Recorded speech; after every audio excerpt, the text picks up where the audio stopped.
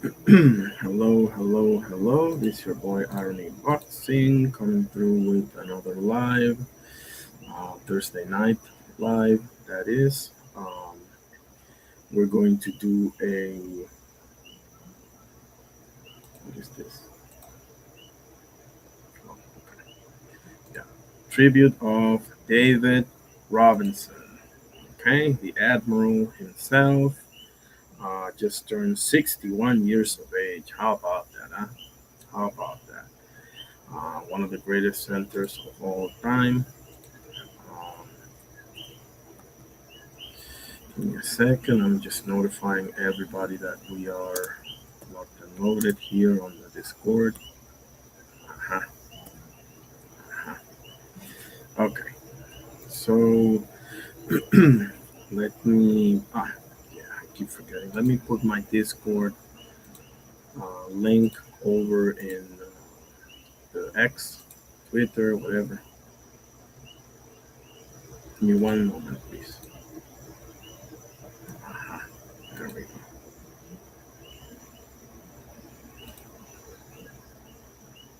Uh-huh.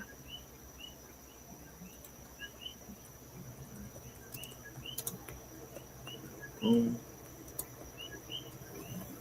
Uh-huh. There we go. Okay. So let's see. Let's take a look. I'm just checking that everything is.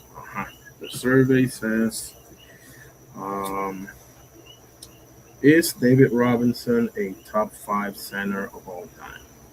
I say yes. What say you? Um, okay. In the name of the Father, Son, Holy Spirit. Our Father who art in heaven, hallowed be thy name. Thy kingdom come, thy will be done on earth as it is in heaven. Give us this day our daily bread, and forgive us our trespasses as we forgive those who trespass against us. And lead us and lead us not into temptation, but deliver us from evil. For thine is the kingdom, and the power, and the glory forever and ever. Amen. In the name of the Father, Son, Holy Spirit. Thank you, God, for everything. Yes, sir. God bless you all. I hope you're all having a great day, afternoon, evening, whatever the case may be. Let's put some music to our ears and get to the good stuff. So, mhm.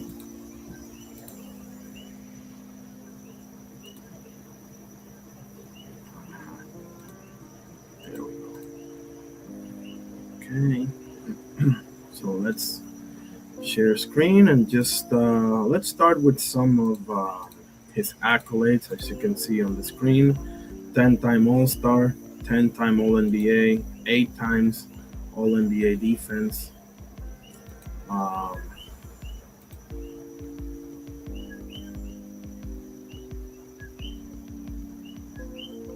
10-time All Star, 10-time All NBA, 8 times All Defensive Team, 1990 Rookie of the Year, 1992 Defensive Player of the Year, 1995 MVP, 2-time NBA champion. That was 95 and 99, if I'm not mistaken. No, 99 and 2003, I think. NBA 75th anniversary team, and of course, a Hall of Famer. I mean, duh. There we go. Let's some good stuff here. Oh, let me put the banner up in here. It's educational purposes only. Okay, I'm not monetized or anything like that.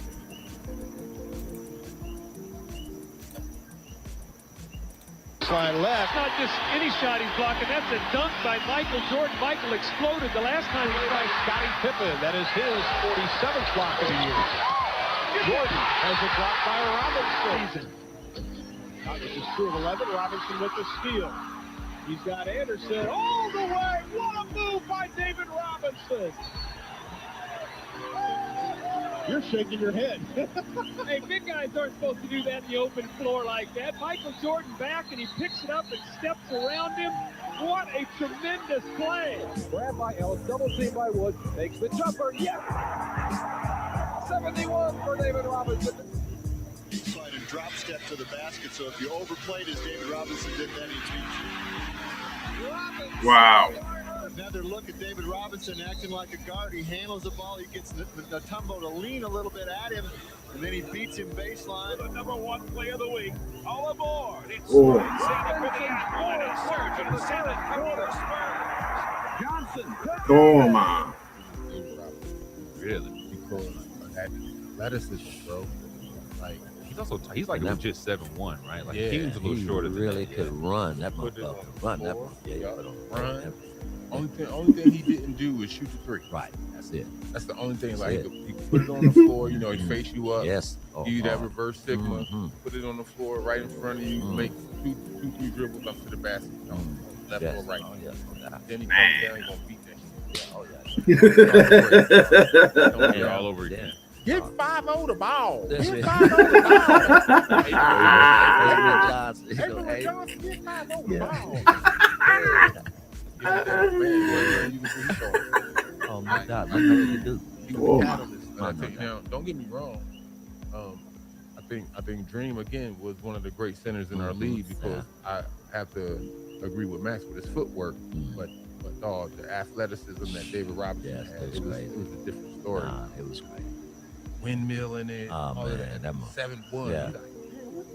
Yes. Right. Yeah. He was the first person I'm like as a kid. It's like you look different, like just as big as he was. It's like you look different than all the other professional athletes.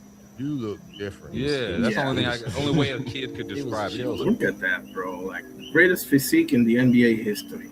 Easy. Not even close. He was chiseled up like a mother. Looked like he was built in a lab, guys. Man, he was strong, Yeah, dog. man. Hey, again, like we was talking about a minute ago, grown man strength. That's what it was. I mean, for real. That motherfucker put those shoulders on your shit. Quickness, skills, and you can see out Yep. on the floor, Shaquille O'Neal is not used to this. Through the legs, big fella. Through the legs and change direction. On a fast break and you just rise up over someone and then you dunk it. Oh my. Yeah. So good.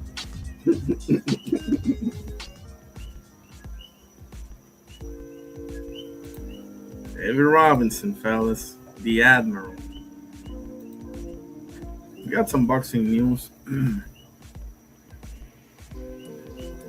5 victories, including 32 wins by knockout, including 22 consecutive KOs, and he has KO'd every opponent he's faced over the last 8 years.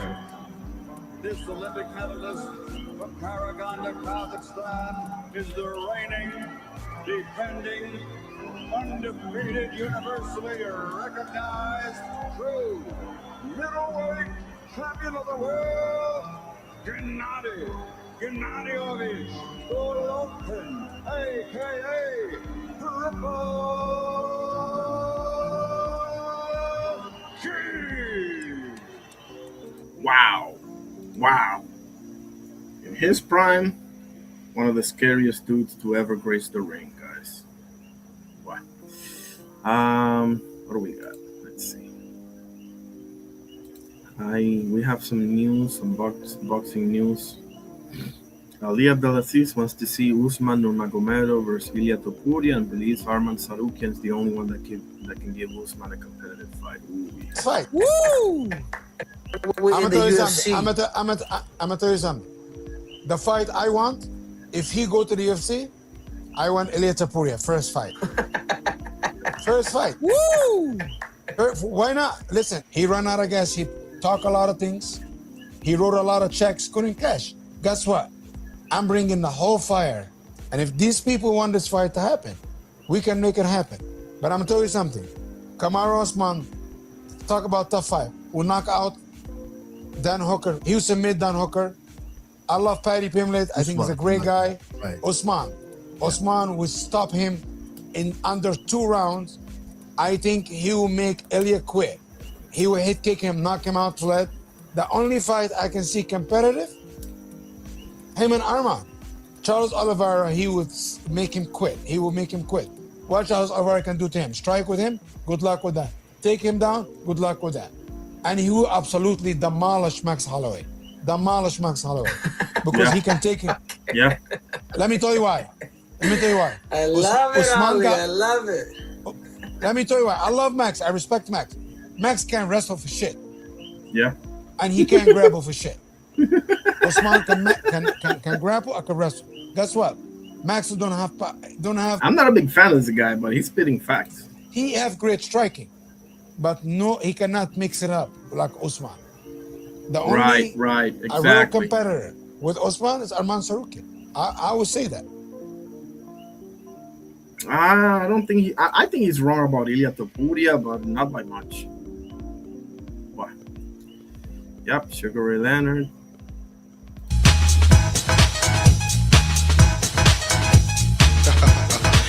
Yeah.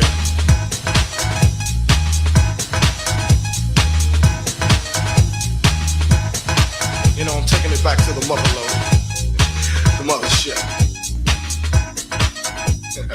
Well, all right, you squares.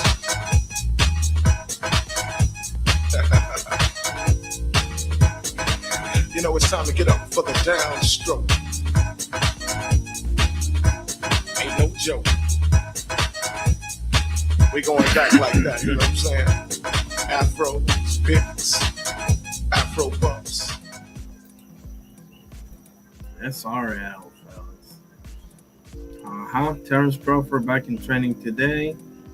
Oh, only I can stop the rain. Bill going through it. Pain and the hurt. Soaking up trouble like rain in the dirt. And I know only I can stop the rain with just a mention of my Savior's name. In the name of Jesus. What I go through and trying to make you do what I used to with all that stuff right here. Long as the Lord's in my life, I will have no fear. I will know no pain from the light to the dark. I will show no shame. Still going through it.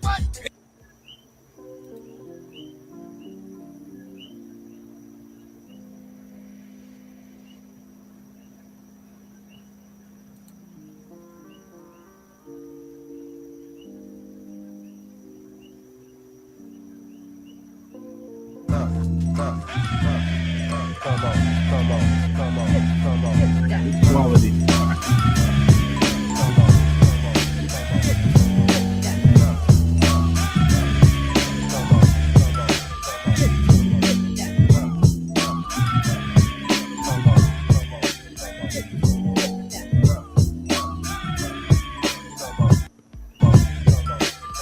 Hey yo, you better flee hops or get your head flown 3 blocks. L keep rappers hearts pumping like beatbox. And every year I gain clout and my name sprouts. Some brothers still be burnt, the crack never came out. I got the wild style, always been a foul child. My guns go boom boom and your guns go pow pow. I'm known to have a hottie open. I keep the shotty smoking. Front and get half the bones in your body broken. And when it comes to getting nookie, I'm not a rookie. I got girls that make that chick Tony Braxton look like Whoopi. I run with sturdy clicks, I'm never hitting dirty chicks. Got 35 bodies, buddy, don't make it 36. Step to this, shit good as gone. Word is born, I leave mics torn when I put it on. So put it on, Big Al, put it on. Come on, put it on and on and on. Come on, put it on, Big Al, put it on. Come on, put it on, represent, put it on, come on. Nobody can take nothing from Big Al, put a force chief. The last punk was funny, got him out full of force teeth. I'm known to gas a hottie and blast a shotty. Got more cash than Gotti, you don't know? You better ask somebody. Big Al is a crazy brother, and I'm a lady lover. A smooth kid that'll run up in your baby mother. I push a slick Benz. I'm known to hit skins and get ins and commit sins with sick friends. Cause I'm a money getter, also a honey hitter. You think you nice as me? Haha, you's a funny nigga. I flows, so one of my shows wouldn't be clever to miss. I'm leaving competitors pissed to tell you the truth, it gets no better than this. I'll catch a wreck till the break of dawn. In this song, yo, it's a must that I put it on. Yes, put it on, Big Al, put it on. Come on, put it on, Big Fella, put it on and on. Put it on, Big Al, put it on, represent, put it on. Man, what a block. Wow.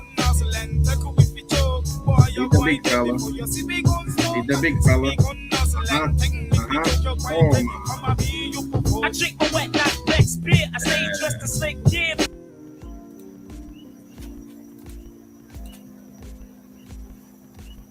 Let's see what we have here on the Discord.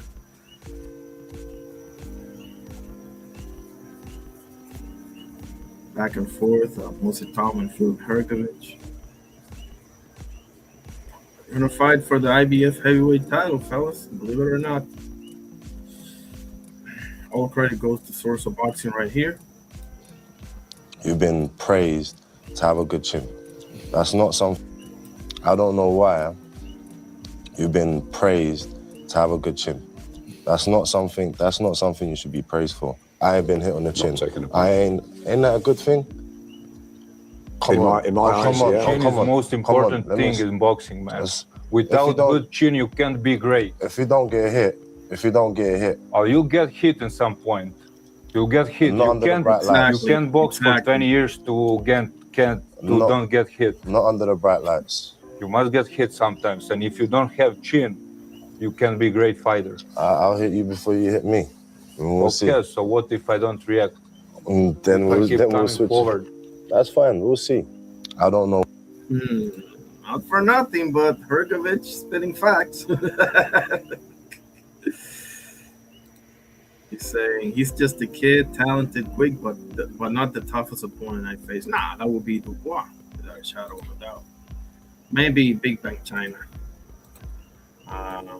There's the link if anybody want to pull up. We're early here, but this is mostly an open panel show for today. Let me put this thing on X here. 1 second.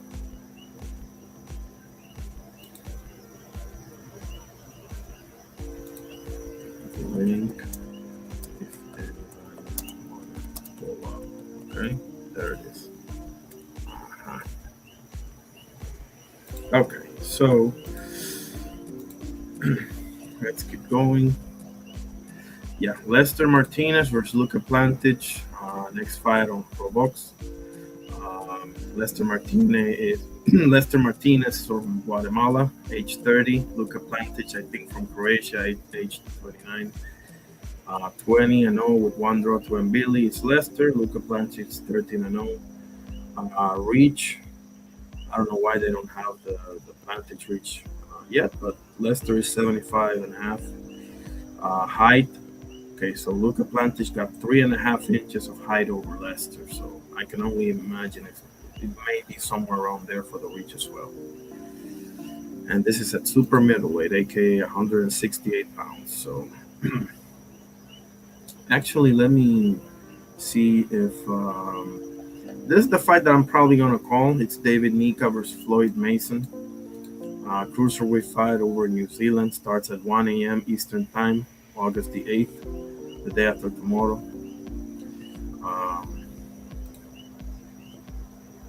Seeing the fight card. Wow.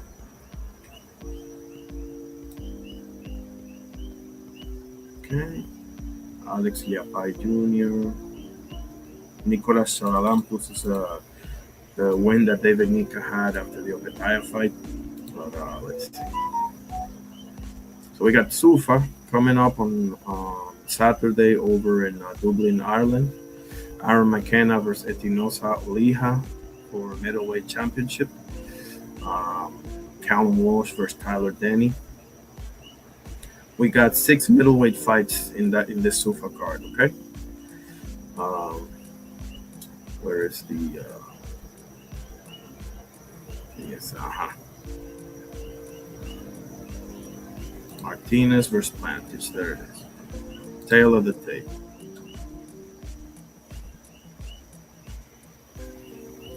All says. Okay. Croatia. Exactly. This is start time on August 29 at 5 p.m. Eastern Time. And just as a reminder, ProBox now costs $5. Okay. What else? Actually, let's just surf what we got here. Let's see. Conor Ben has said that he intends for his September 12th fight with Ryan Garcia to be his last at welterweight, and he is considering a move to 154, 160, or even 168 pounds. I don't think 154 is a good idea, bro. 160, 168, 168, I don't think that's a good idea either. 160 is the move for you. Seriously. Yeah, Frank Warren says a rematch between Fabio Wardley and Daniel Dubois is expected to be announced within the next couple of weeks. 33 years ago today, Gerald McClellan, the G-Man, knocked out Jay Bell in 20 seconds of round 1 to defend the WBC middleweight title. The quickest KO in middleweight title history. Ooh la la. Is the champion Gerald McClellan. Bell, a former defensive captain for the Howard High football team in Chattanooga. 150-pound linebacker off the field, an honor student. Hey, yo. Oh. Surgical. Canelo says, I pretty much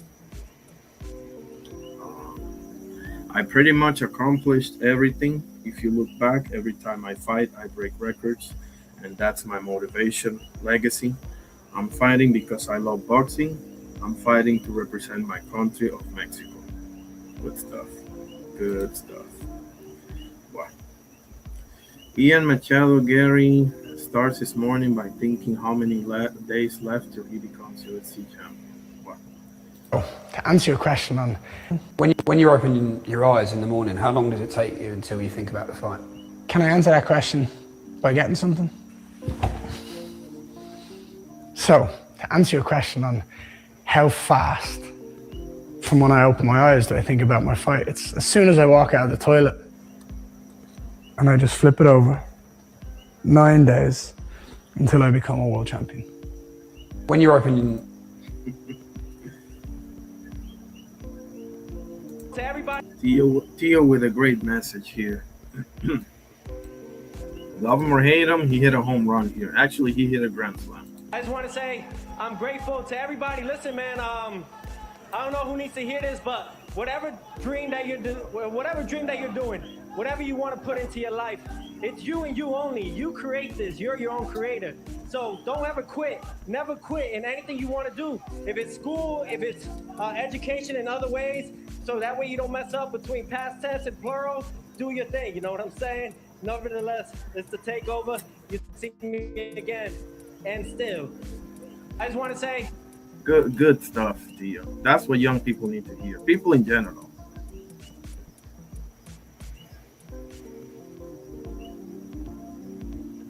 Okay, let's keep going here. Forgot about this.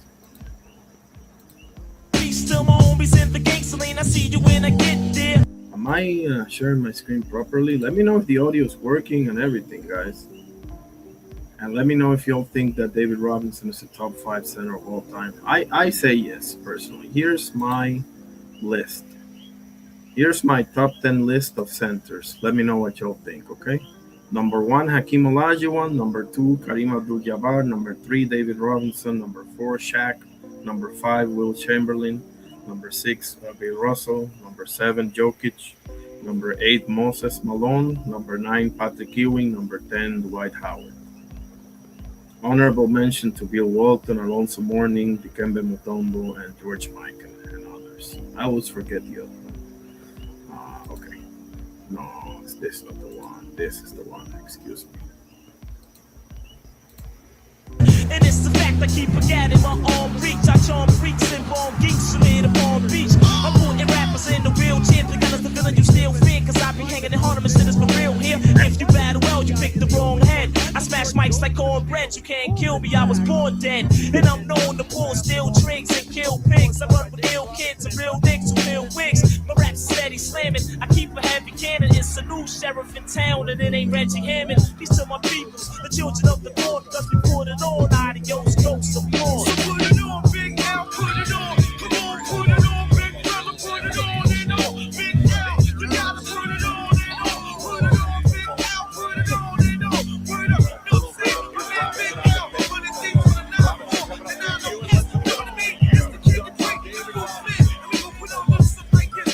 Big Al, come on. Lord Finesse, he be cooking it on. My man Buck Wild, he be cooking it on and on. My man Fat Joe, he be cooking it on. Damn.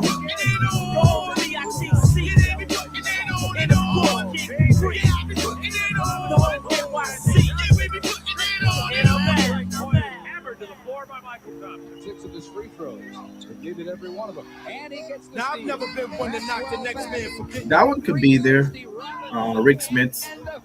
That one could be in there. Anthony Bowie. In the honorable mentions, now that I think about it, Rick Smits, but I gotta give it some thought. You know what I'm saying? Right. And I do realize that hip hop is now a form of showbiz. But this has always been something with which you have to be true. So in the year of 1992, now this is how we do. At the age of 19, heard the scene. A lot of MCs that do not come clean. Frontin' on dealing hard times and rhymes. You see them in the streets and you see no signs of the hell. And they get on stage and tell some old Cold War story. Ring the bell. You're faking the funk. Talking that extra hard junk, you're probably a punk. And I'ma let you know that this way you just don't cut with the artificial flow. Neat things gotta break back. Not today, Chris Mullen. Not today, Chris. Not today. Not against this guy. You're faking the funk. Yo, you're faking the funk. Yo, you're faking the funk. Yo, you're faking the funk. Yo, you're faking the funk. Yo, you're faking the funk. You do a song about a dirty fit.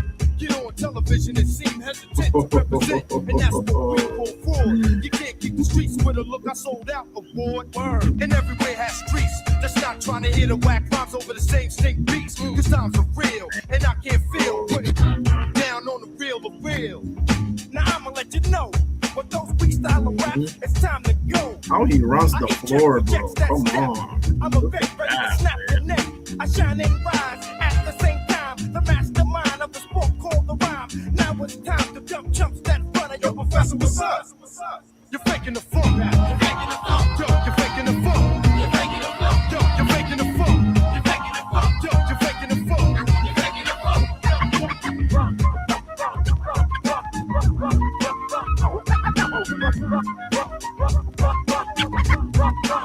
The era of the whack MC is getting shut down when the main source starts to get down. Cause we just don't play the role of a clown and keep things jumping with the real rap sounds. To the crossover rapper with the bleach. To all the chumps that's claiming the streets.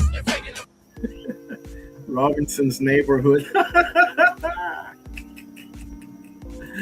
Oh man, gotta love it. Gotta love it. Let me know what your top 10 centers of all time is. Do you agree with my list? Let's see what. Oh,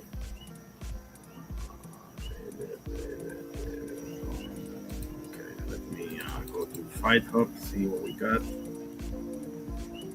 We have a Fight Hub. Let's see.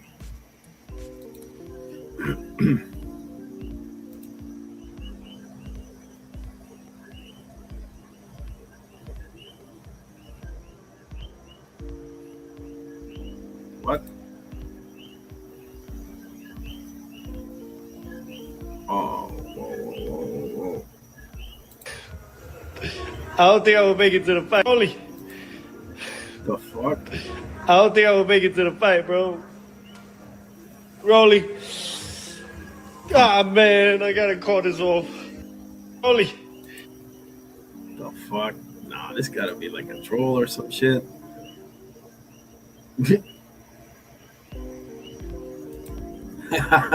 Yeah, it gotta be a troll or something. No, I don't think so. I'm not buying that. But let's see. Let's see what Ringa Magazine has to say.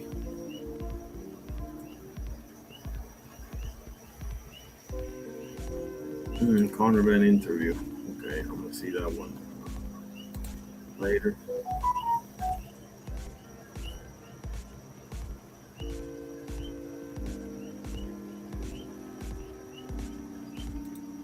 Do you think he's a... Put the banner here. I'm not monetized. This is educational purposes only. Please. Ring Magazine. It's a short, for God's sakes. Or was that? Quitter, I guess. Did he quit? As a fighter, I can say he did. With Rolly, did he go in his shell once he got clipped? You know, so he did. You know, if you know, and that's our DNA is just different. Our makeup's completely different. You You know, I'm the guy swinging and I'm the guy on my shield always. You know, I'll stand there and have it with you. Do you think he's a quitter? I guess. Did he quit? Shots fired.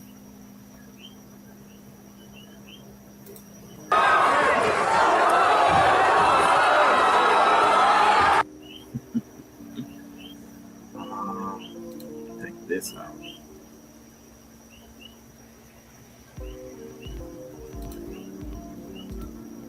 People that you could admit that there's certain people that are much better fighters than you.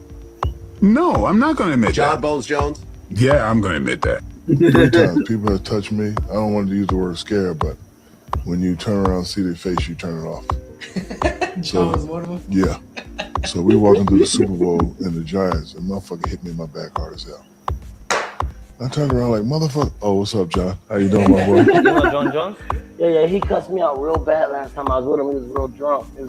What happened? He was just intoxicated. I wouldn't have let that go with anybody else, but you know, it was him. I was like, I know he's drunk. You know? Yeah. I mean, you wouldn't be able to do nothing with him anyway. Because as I've said many times, What an asshole. It is true, though. you don't deserve this. You don't deserve this. I'm bitter. I will show you that you don't deserve this. I'm not bitter at all. But you don't deserve this. I will die to beat you. Know that. No. Be prepared to do that.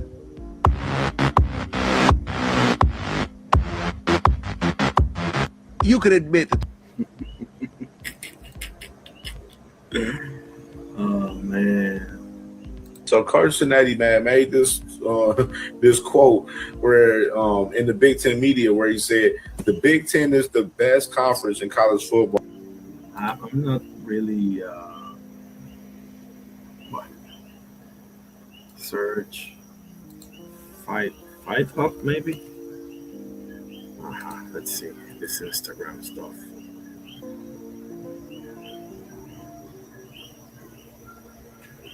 Tank presses DJ Khaled. What?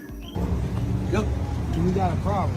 No, yo, Tank, I got love for you. Yo, Tank. No. Tank, no, I was just saying, you know, you one of one. I'm one of one. That's all I was trying to say. You know it's love. You know it's love. Yo, you didn't tell me Tank coming. Listen. No, you didn't tell me Tank coming. I'm in Miami, you know. Listen. Tank, all I'm saying is he got all colors. Can I live? It's cool. Tank, it's cool. It's cool. It's bad. Tell him to bring out the tire. Tell him to bring out the tire. You see what's going on here? Don't act like you don't see what's going on. Tell him to bring out the tire. I think it's a game.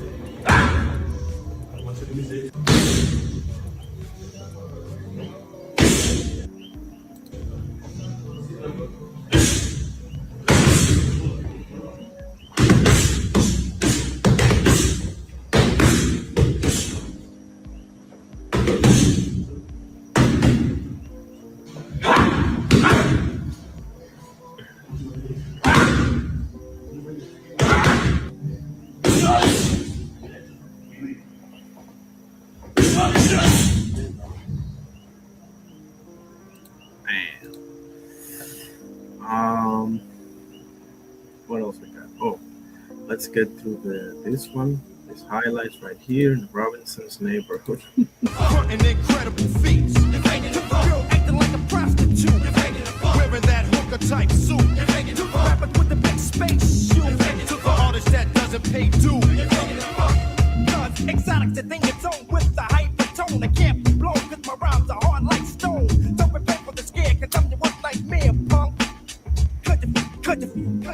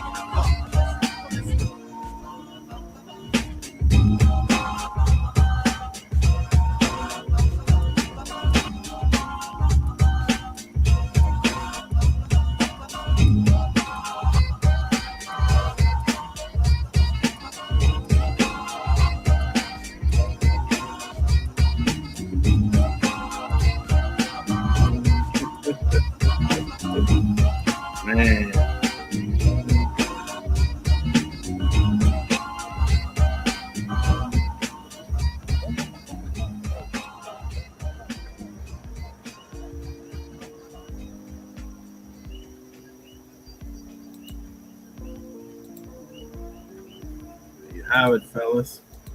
There you have it.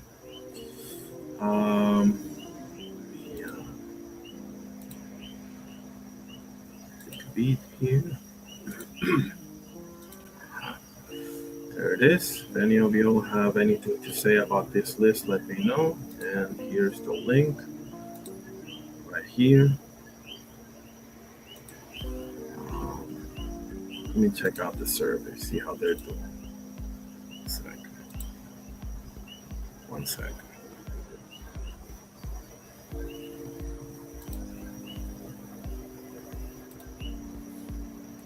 Okay, we got 1 vote for yes on the vertical, and let's see. Let's take a look at the laptop one.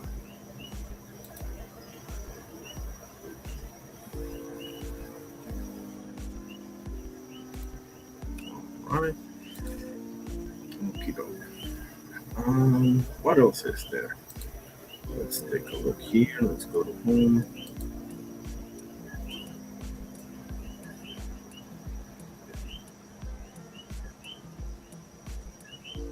Oh yeah, I gotta show you all this back and forth. This was awesome.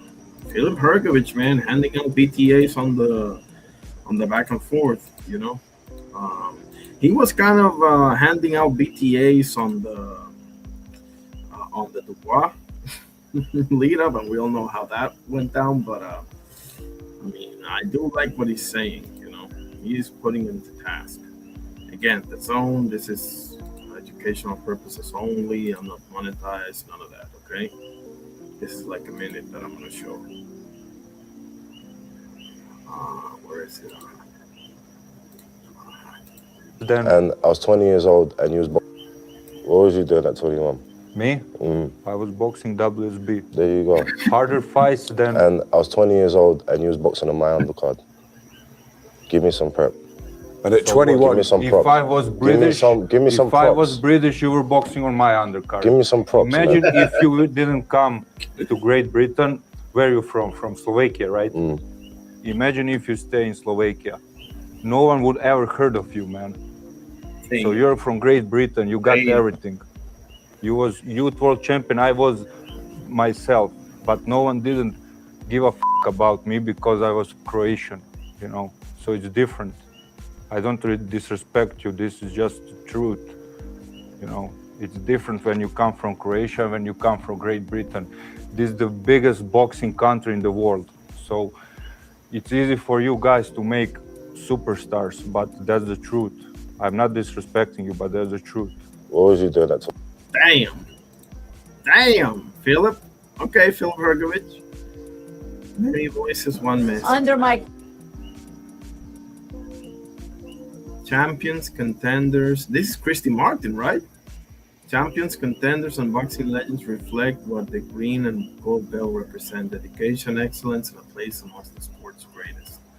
All right, let's take a look at here. Again, I'm not monetized. This educational purposes only, etc. Don King was my promoter. I was fighting on Showtime under Mike Tyson, and the whole world was watching. And on top of that, Jose Sulaiman took me under the wing of the WBC and even named me an honorary WBC champion. It's not so much the green belt itself, it's organization, you know. And I've always wanted a WBC bout. And Michael Carvajal, Manitas de Piedra himself. If you guys haven't seen Michael Carvajal versus Humberto Chiquita Gonzalez, you are missing out. Chiquita had it, so I said, I want Chiquita, because I want that belt. That's boxing. WBC is boxing. The WBC is everything good about boxing. But this is forever. The green and gold is forever. That's always going to be there. You know, I got a silver medal Olympics, but The Pocket Rocket, Wayne McCullough, great UK champion. the WBC belt was my gold medal. That was the highlight of my whole career, winning the WBC belt. Just like their slogan, my blood is green, my heart is gold. My heart is gold, my blood is green because I'm Irish. Very special moment in my career, because as everyone knows, I have many belts in my cupboard. And I've got the WBC Maya on top, right at the top of them all.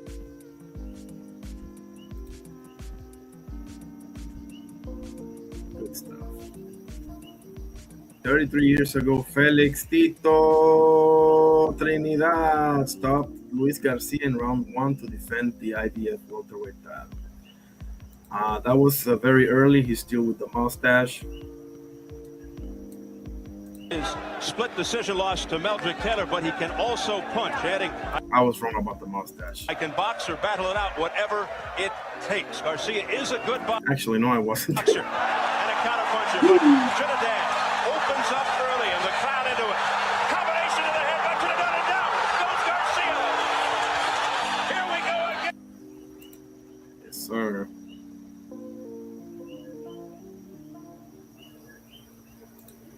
In the first round, but Garcia is up. His eyes look to be okay. His feet are under him a little bit. I would be very surprised if he doesn't make it through this round. This kid can bang, though. This Trinidad can bang. Felix Trinidad looking to finish it off in the first round. Pouring it on upstairs and down. Look at the attack by Trinidad. And that one is over. This one's going to be done. It's over. He's down on his face, and that usually spells doom. When they fall forward, you don't have to count. Unbelievable he got up from that. Shit. Made it up. He shouldn't let this go on. No. With a minute 14 and counting. Remember, no 3 knockdown rule. But I'll tell you what, right now, a 3 knockdown rule might help him from some further damage. It might save a life. He goes down for the 3rd time. With just under a minute. No 3 knockdown rule as mentioned. And I'll tell you what, Trinidad's corner ran in thinking the fight was over. They could get him disqualified doing that. That's bad news for Garcia. He's been down twice. Oh. It looked like he could get up long. He goes down for the 4th time. I don't think 37 seconds to go. This is one great referee if he lets this keep going.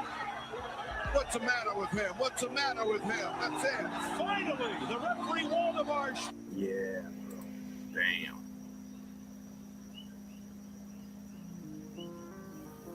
Three minutes that would last forever. Hagler Hearns. Oh shit, yeah, when he took it down.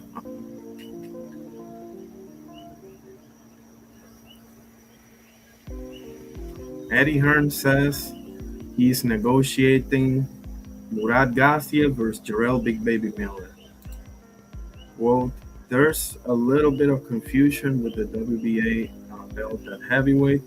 Murad Gassiev is the champion. He's got to fight Jarrell Miller, our guy, which we're negotiating at the moment. What do you guys think about that fight?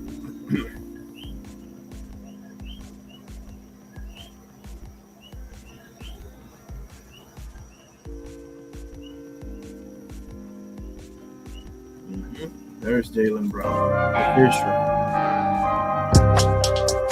I don't want to hear it. He should stay at Boston, but whatever.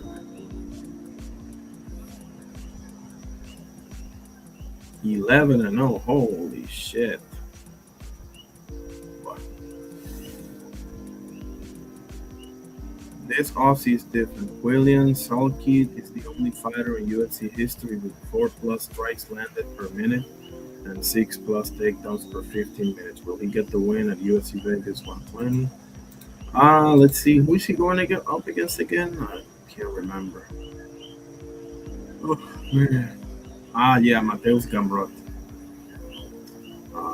Yep. We'll see. We'll see, buddy. We shall see. Jab Queen Boxing. What a pleasant surprise. How you doing today? What an honor. Jab Queen Boxing in the house. Let me give you the proper welcome. Everybody, go and subscribe, like, notify over Jab Queen Boxing. Amazing channel. She does interview, covers boxing day to day. She knows her stuff. Where's the... There we go. One more time. Appreciate you, Jab Queen Boxing. And God bless for sure. Marky Dan, what's up, brother? How you doing? God bless you as well. He says Jarrell. I know, right? All right, I'm gonna put up the link. We're at the 46-minute mark, so if anybody want to pull up, otherwise, I guess we can start watching the Lopez versus Rosendo Alvarez 2 fight. There's Marky Dan. What's up, buddy? Salutes, salutes, salutes to my brother already boxing. Salutes.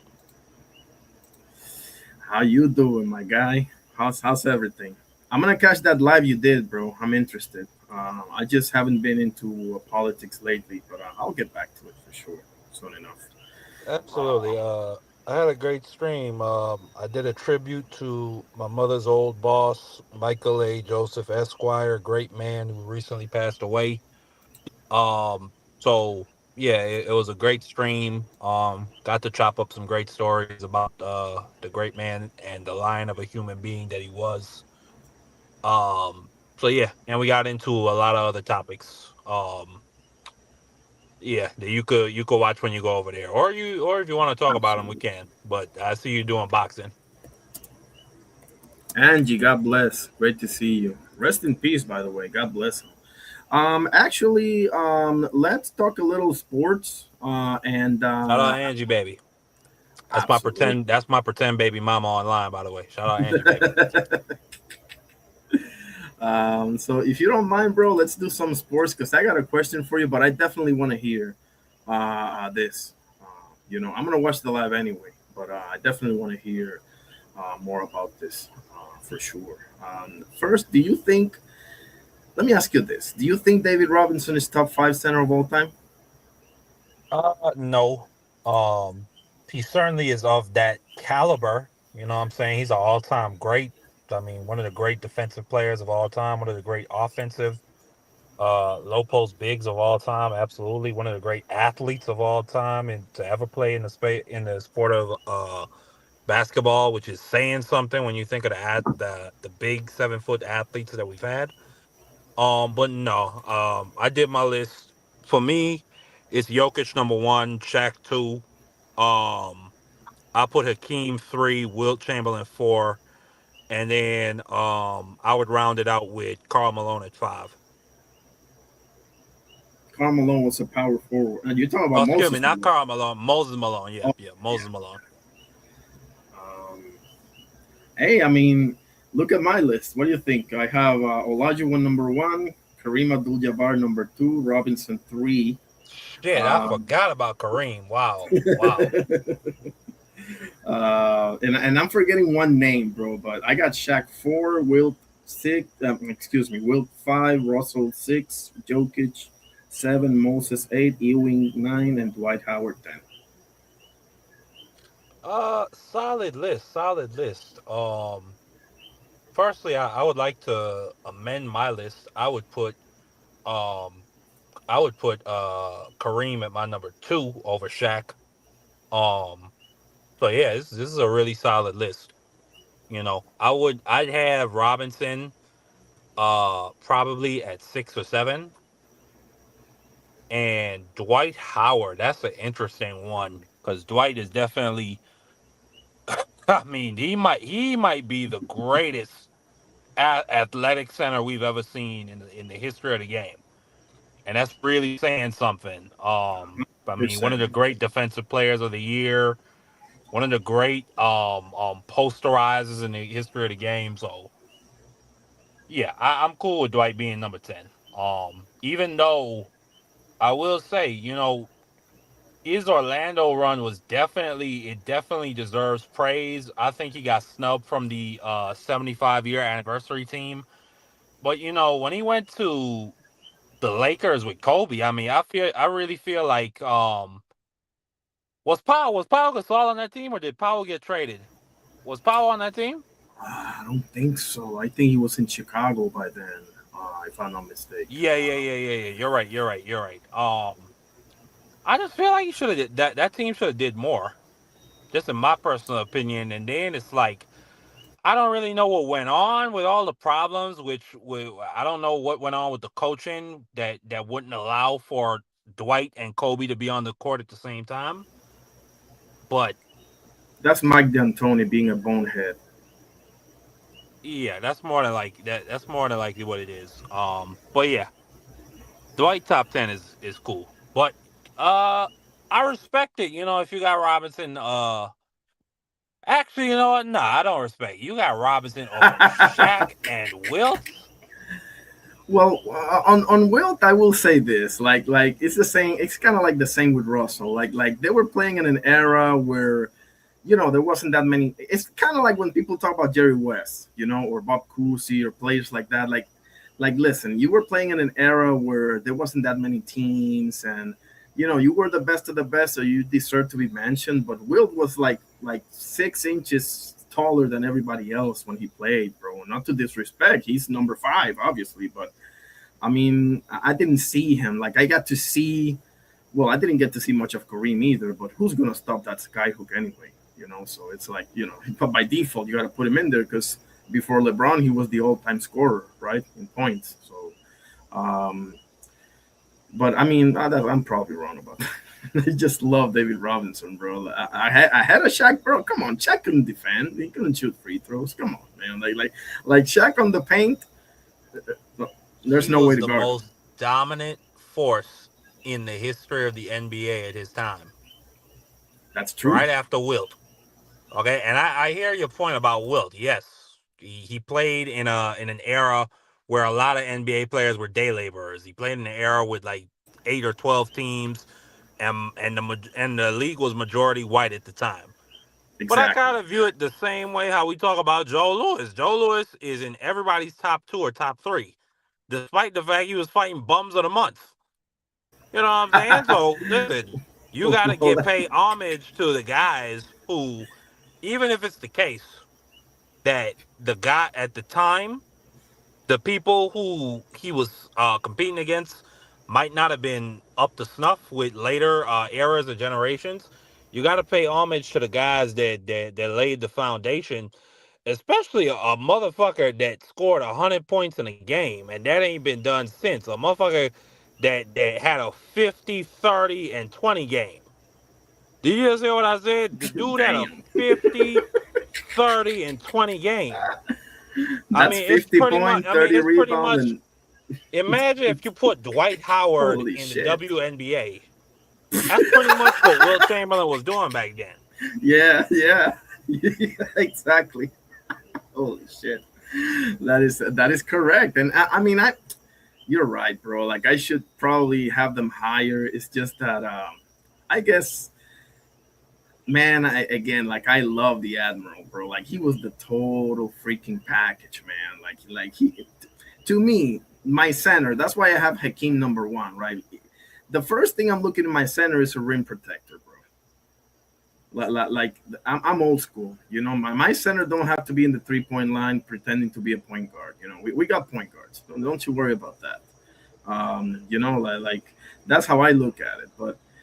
I mean, we got mostly the same names. I was struggling with Dwight actually because last night with Carrier, he was saying Bill Walton, he was saying George Mikan, who's also back in the day. The first great Laker was George Mikan, if I'm not mistaken. That was before Jerry West and all the rest of them. And who's the other one?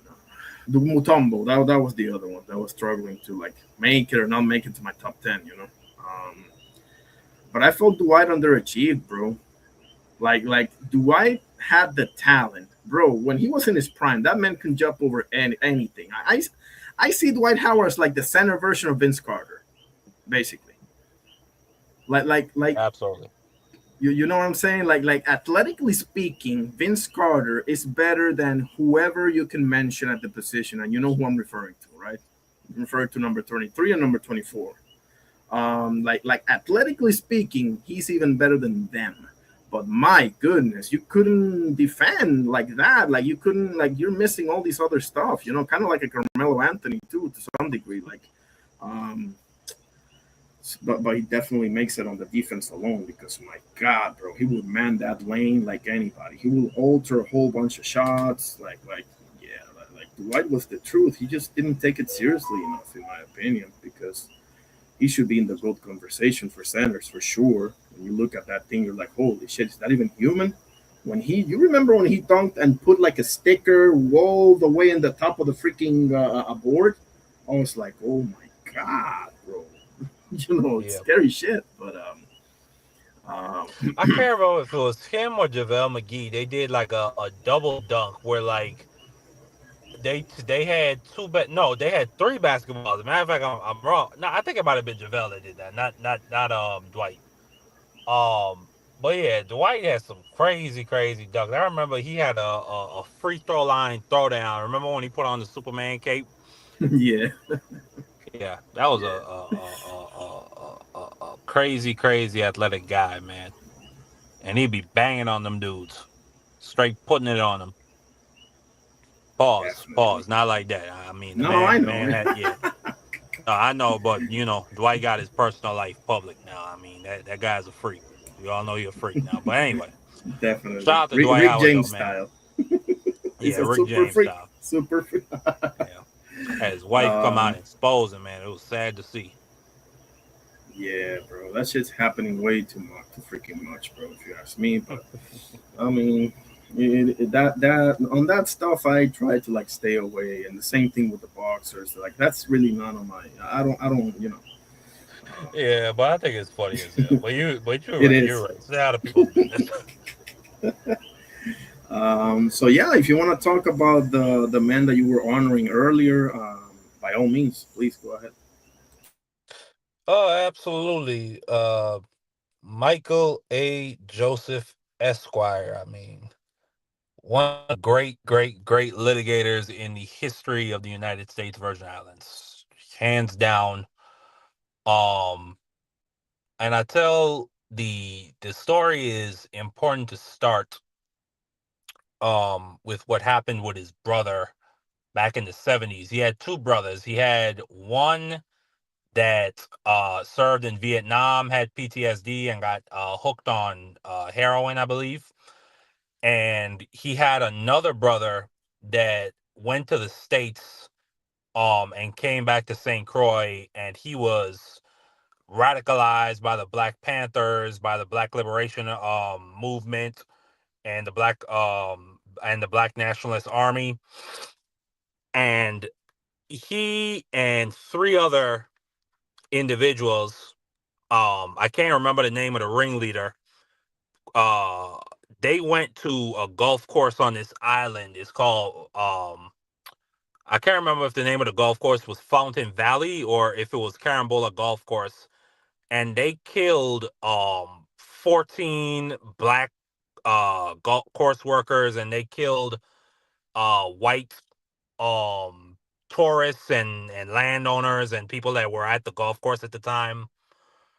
The guy that was the ringleader hijacked the plane and escaped to Cuba and lived out his life over there. But Michael Joseph's brother, he got a life sentence, and was sitting in the territorial prison basically for almost 20 years. At this time, Michael Joseph was studying to become a doctor at UCLA. And when he heard the situation his brother was in, he dropped that and immediately started studying to become a lawyer. And he spent his entire life trying to get his brother out. And he even wrote a book about it. It's called Fountain Valley. And by the way, this happened at the same time that the Munich Olympics situation happened, where with the Palestinians Yeah, that 82, kidnapped the right? Israelis. Yeah. And then that whole situation where they tried to get the Israelis back, and then a lot of people ended up dead. So Michael Joseph, like I said, he spent his entire life trying to get his brother out. In the 90s, the mid 90s, the governor at the time approved a pardon for his brother, and 2 years later his brother overdosed on heroin, I believe. And you know, it's a very tragic story. When my mother tells me this story, she cries. She cries really hard because she can't believe that all that effort that he spent his life into, that he put all his fight into, the reason he became a lawyer ended that way. But I want to tell you, and anybody who might be listening, there are so many people who would have been hurt if Michael Joseph was not in their life. And I'm going to specifically talk about my mother and myself.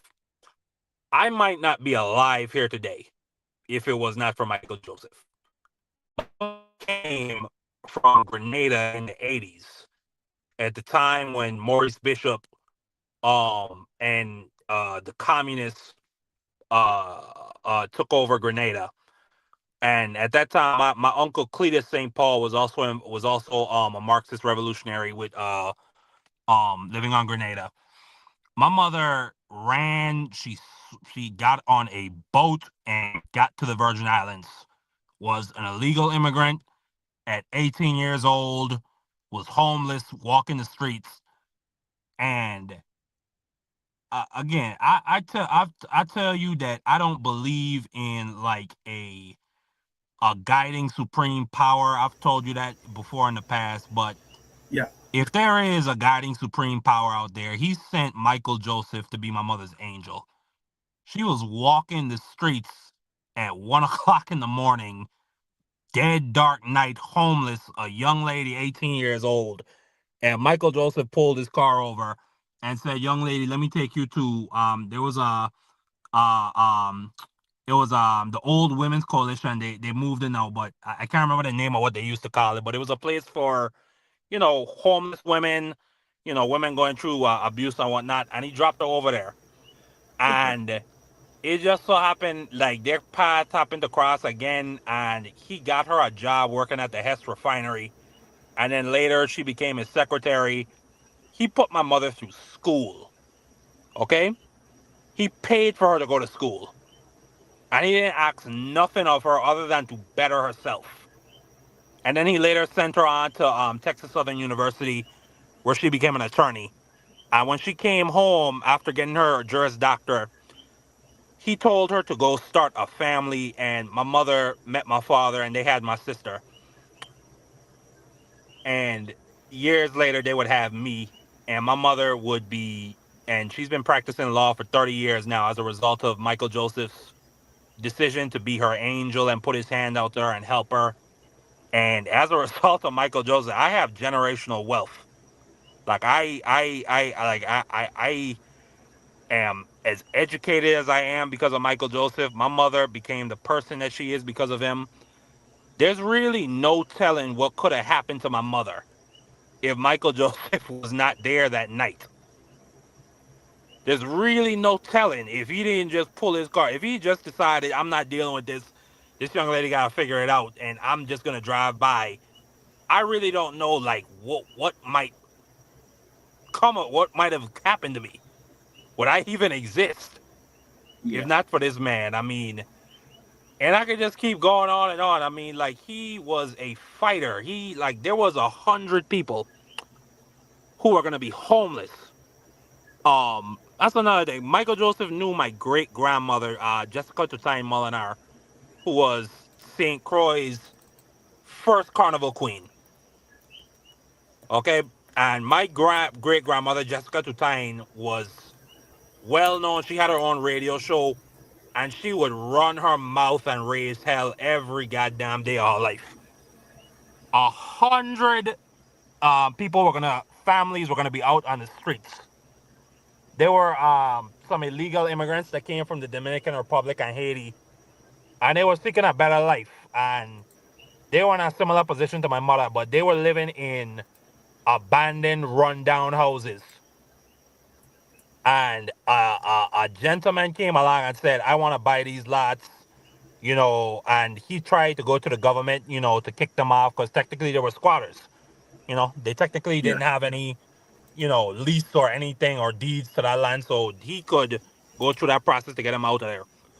My great grandmother called Michael Joseph and said, Michael, they're gonna put 100 families out on the street. Michael Joseph didn't even hesitate. This man didn't take no money for this. He didn't want a retainer. He went to court and filed an injunction to get a temporary restraining order to prevent the government from putting those people out. And the amount of hell my great grandmother was raised in, the government just decided to drop it and tell the man to go kick rocks and figure out something else. And that story is something that underscores this dude's life in that I don't really like I don't believe in like all the piousness. I don't believe in going to church on Sundays and praying a thousand Hail Marys. I believe if there is a God, his servants are the people who serve his creation. And that's who Michael Joseph was at every turn of his life. And while again, going back to what I said earlier, irony, there would be while what happened to his brother was tragic, there would be so many people who would have been hurt without Michael Joseph in their life.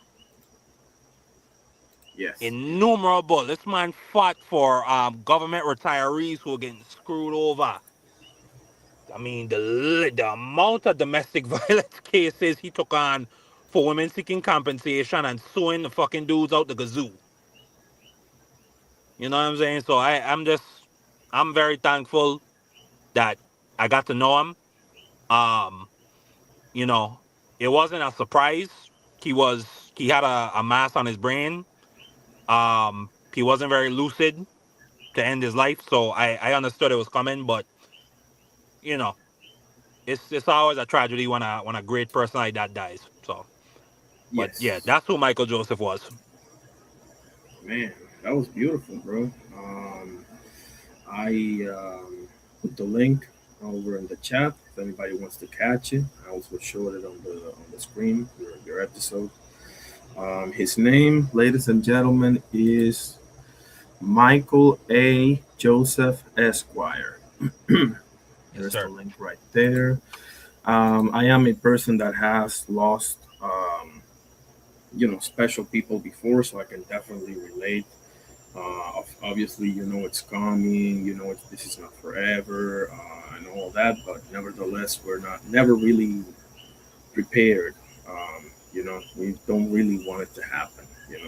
Selfish motives, whatever we want to call it. But we just think that some lives are just worth keep going.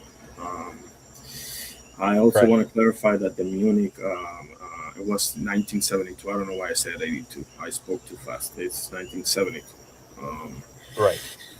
Um, I definitely, we can have theological discussions. I wouldn't mind it. I think you're a passionate dude, but I think you mean well. And God bless him. And if you don't mind me, I understand that you may or may not agree with this, but if you don't mind me, I would like to say the Lord's Prayer in honor of Mr. Michael A. Joseph. I appreciate it, brother. I appreciate it. Let's go. You're welcome. In the name of the Father, Son, Holy Spirit. Our Father who art in heaven, hallowed be thy name. Thy kingdom come, thy will be done on earth as it is in heaven. Give us this day our daily bread, and forgive us our trespasses as we forgive those who trespass against us. And lead us not into temptation, but deliver us from evil. For thine is the kingdom, and the power, and the glory forever and ever. Lord, we ask you for the eternal rest of the soul of Mr. Michael A. Joseph Esquire. Um, may the Lord have mercy on his soul, and may he rest in peace, and may he have left a long lasting legacy to inspire many others to be like him. In the name of the Father, Son, Holy Spirit. Amen. Amen. Thank you, God, for everything. Man, that was Absolutely. beautiful, for sure. That's a great man that left. But it's a part of it, man. You just gotta accept it. And we all gonna reach that place one day.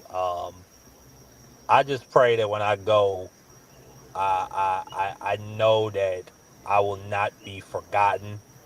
That people will continue to talk about all my efforts towards bettering my community, and yeah, I just pray that I can even be 1/4 or 1% of the human being that Michael Joseph was. Yes, sir. Absolutely.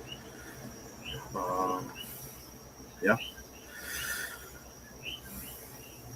Yeah, for sure. I'm gonna also, when I watch the live, I may have some questions or what have you. But I'll give you my everything I've learned and everything because this is a man that unfortunately I didn't know before you brought it up to me. So you saying all of that, bro, like, oh my goodness, like definitely that's what prompted me to pray for him.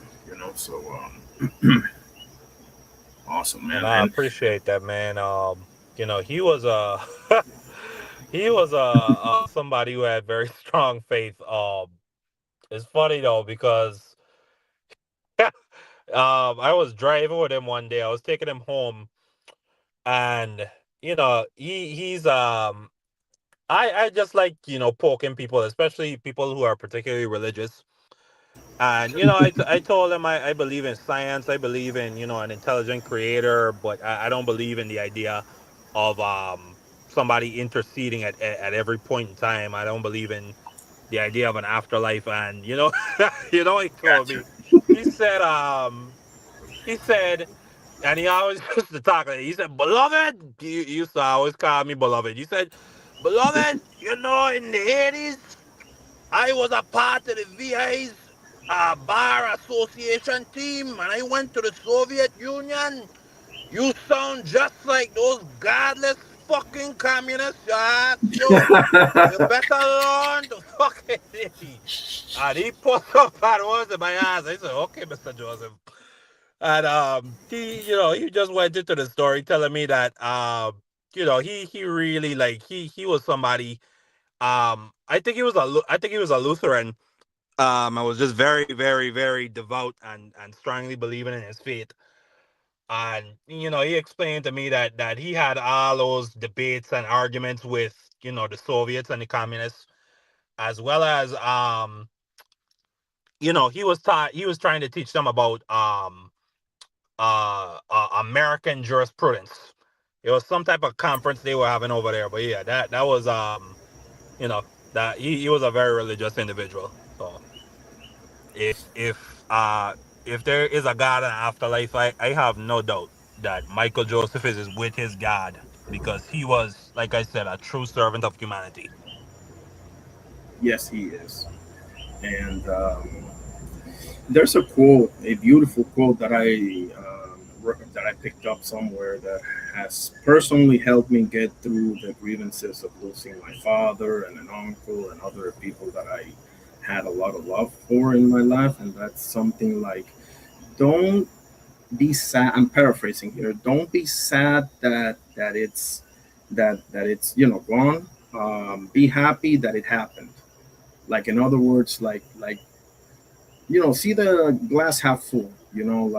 Like you said, like, if this, look at everything that happened for you to be honoring this man and doing an over 2.5 hour live on his honor. And I understand that you may have gotten to other topics, but nevertheless, the central topic of this show was this man, I'm sure, right? So and you explained to me how that just happened right there, and you had a very in my opinion, a very like honest moment in acknowledging, like, wow, what if this was like my mom's guardian angel or something like that you mentioned, because you can't help but to kind like at least give it a thought, like, wow, this just happened. Like, no, bro, like, look at this, then this, then this, then this, and here I am doing a over 2.5 hour live honoring this man, and now I'm gonna watch it too. So you see, like like, this is awesome, bro. It is. And um those are the people, Absolutely. man. you know um, Absolutely. Um, I think that you know I have a belief in the goodness of humanity. Um, and I do believe that the Creator blessed us with the brain capacity for empathy, for love, for understanding. And I thank God that Michael Joseph was blessed with those qualities, particularly because I mean, I could literally go on just for an hour. He was just really that guy. He really just was. I mean, he had well, he had one sin that he used to love to partake in, and that was I think he had what like 12 children by like 6 or 7 different women. So that was one sin he couldn't keep away from. But you know, I guess he was also following God's commandment to be fruitful and prosper. So hey, I ain't mad at him. But that's a great guy right there. For sure, man. And wow. Um, I saw other things that you put in there about like ice and stuff like that. Like, oh my goodness, bro. Like, golly. Like, I'm following a lot of. I'm politically homeless, basically.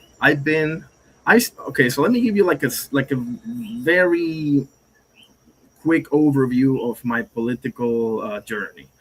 I started on the left, went way far to the left, got disgusted with the whole thing, went to the right, went to the far right, and now I am stuck in the middle, hovering around with my thumb up my you know what, basically. Like I never been so disgusted with like everything. Like I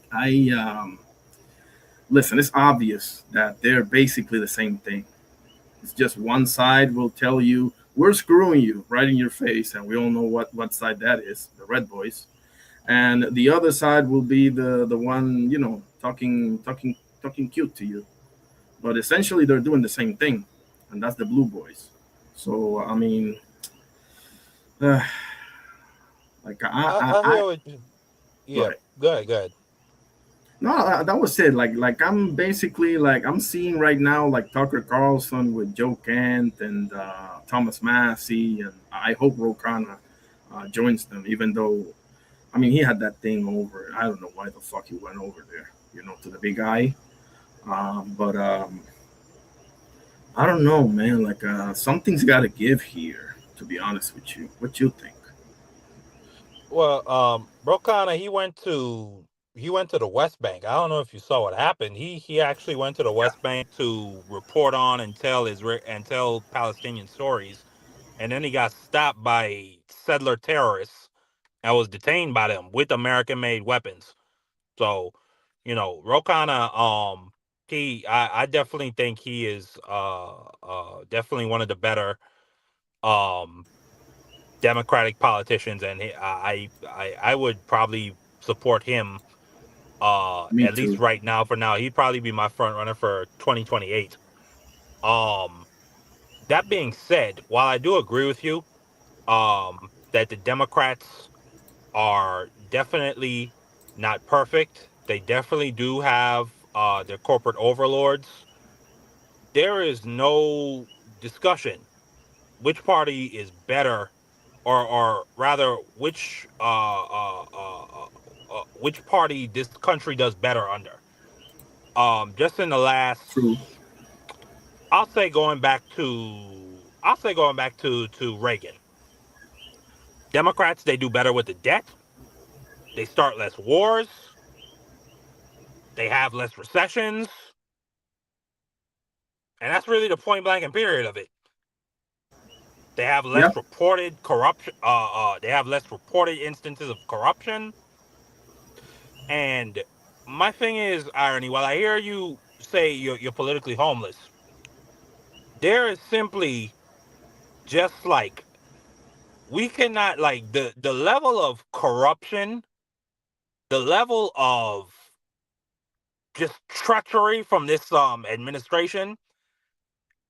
We cannot, like I feel like if you really care about this country, even if you don't like the Democrats, even if you don't like some of their policies, even if you think that they're weak in some areas, you're looking at,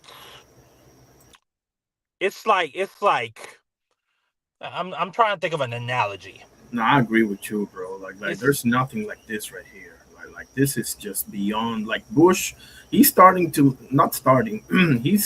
he's making Bush look good, bro, or not That's so what bad. I'm saying. Like when Bush left, everybody unanimously agreed that Bush was a dummy, that he was Horrible. an Yeah, idiot. Donald Trump makes Bush look like a genius. Yeah, which is saying really well, everything you need to know, basically. Uh, And my thing is,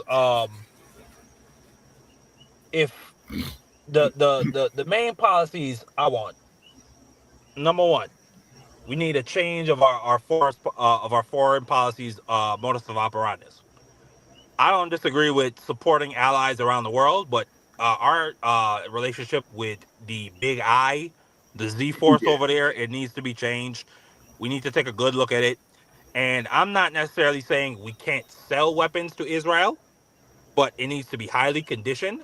I don't have a problem with Israel defending themselves, even though I believe that they're a colonialist settler state. I believe they're ethno supremacists yep. and the whole All that bunch. is a fact. All The, that is a fact.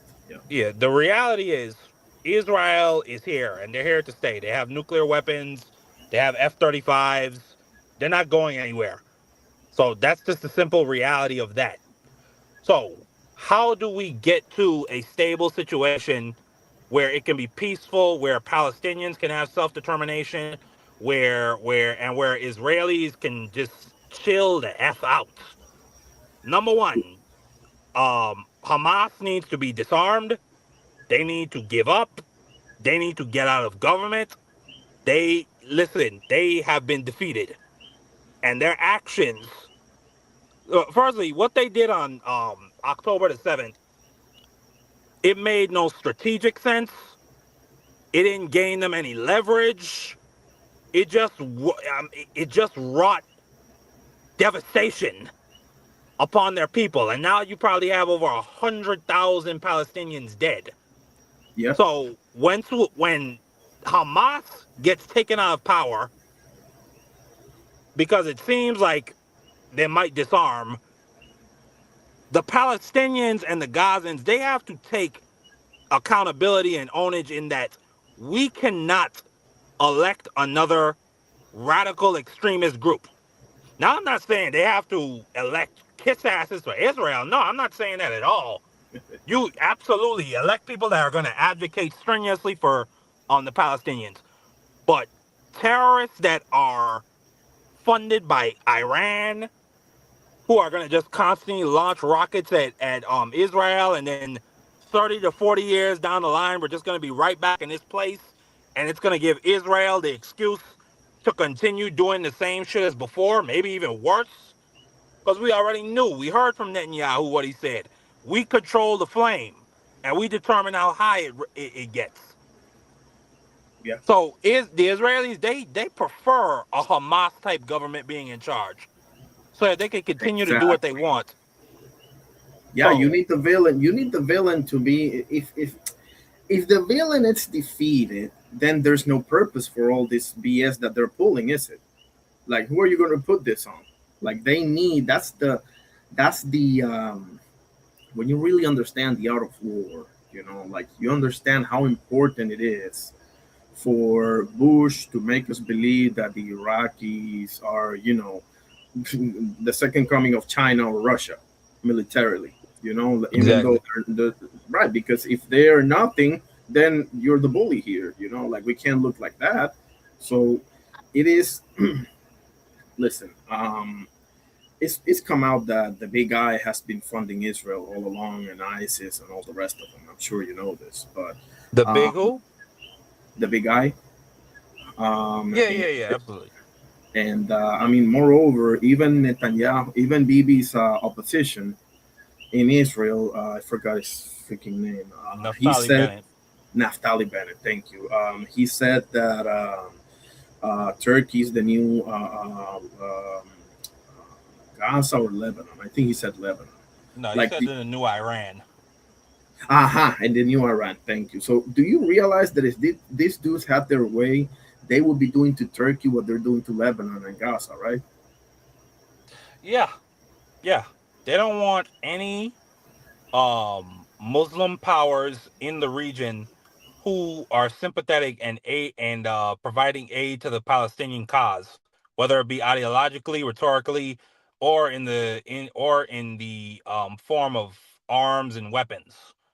So in the case of Turkey, um, Turkey has always made it clear they don't recognize Israel's existence. They're pretty much the same as Pakistan. They make it very clear they support a Palestinian state, and they would support a one-state solution where, the Palestinian majority would essentially take over the Israeli parliament and just kick them all the fuck out and force them out into the desert. So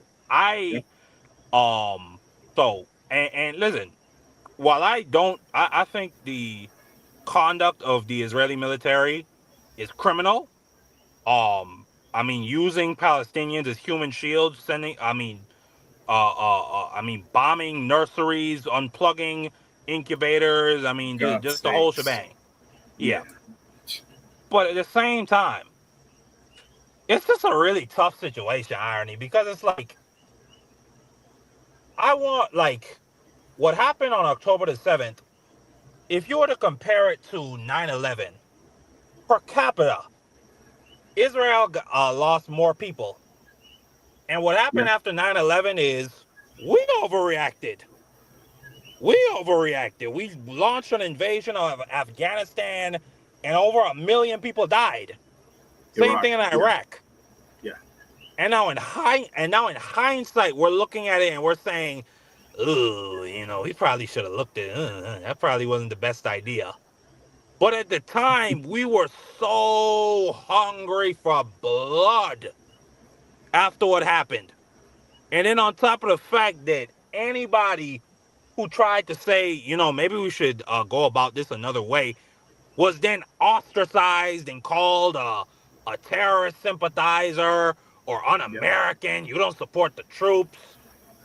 And I feel like Israel is going through that place right now, because I don't think Israel, even though they have definitely inflicted unyielding levels of cruelty to the Palestinians, they've had some pretty, I'll say, left-leaning governments who were willing to negotiate with the Palestinians, who were willing to negotiate for the creation of a Palestinian state. But now, with this shit that Hamas did, I don't know, it's so hard, because it's like, I want Turkey to step off that ledge when it comes to forcing Israelis out into the desert and supporting a one-state solution. But then that would also require Israelis to step back and stop being so fucking genocidal and psychotic. But then that would also require the Palestinians to take ownage of the fact that they've turned down some really good deals in the past. And then on top of the fact, the governments they put in place, they're fucking terrible. What's the name of the guy? I'm trying to think of his name. He was the leader of the essentially whatever unified Palestinian movement they had at the time. Is it Arafat? Yes, Arafat. Yes, Arafat. Okay. Arafat. Yeah, he turned down some pretty good fucking deals.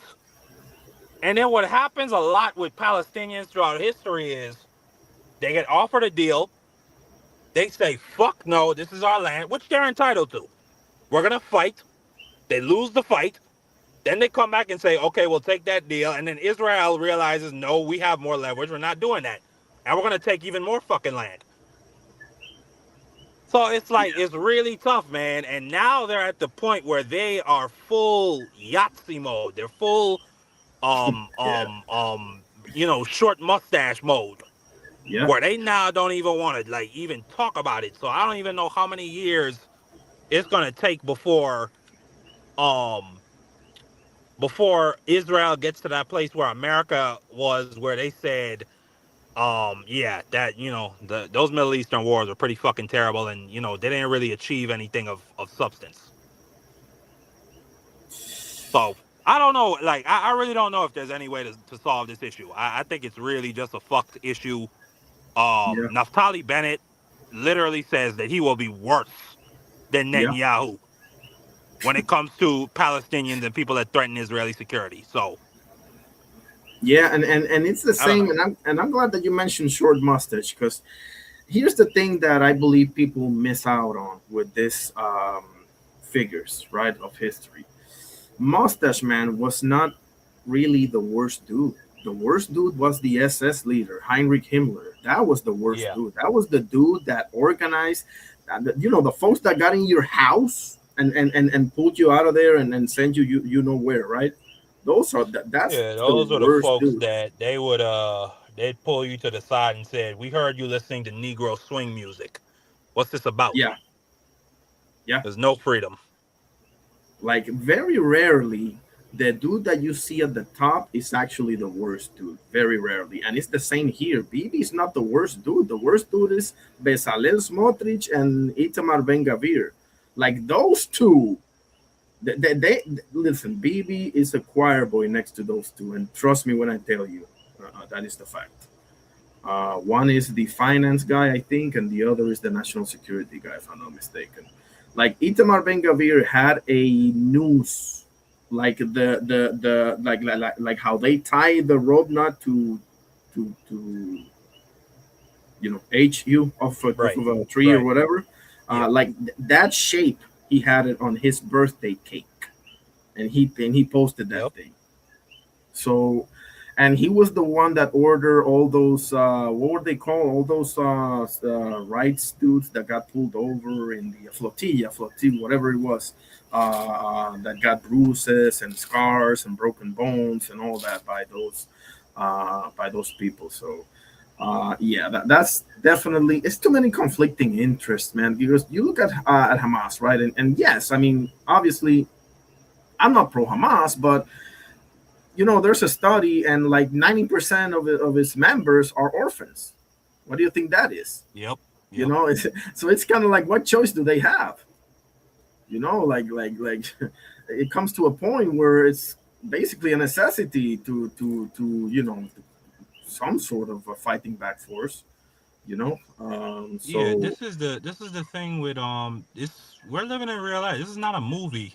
So it's yeah, like on the Hamas side, again, even though I think that they're brutal terrorists, I think they're extremists, most of their members have been living in Gaza and have never left there.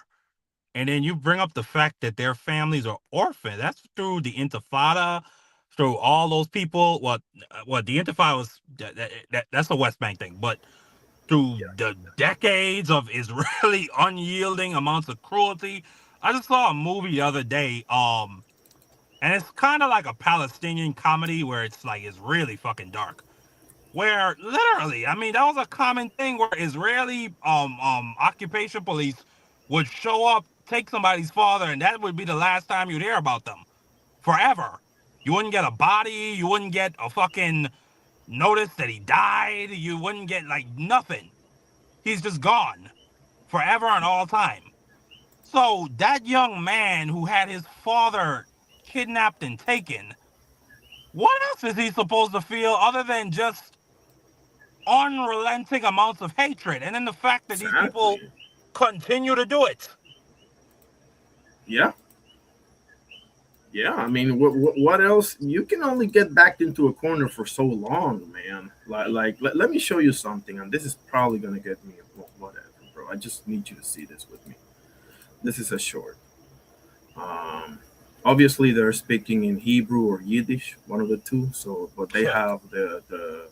Let me take off the banner. No, but they have like the English. What is it, CC or whatever? No, I'm just saying like the most evil, genocidal, just crazy shit. They always say it in Hebrew.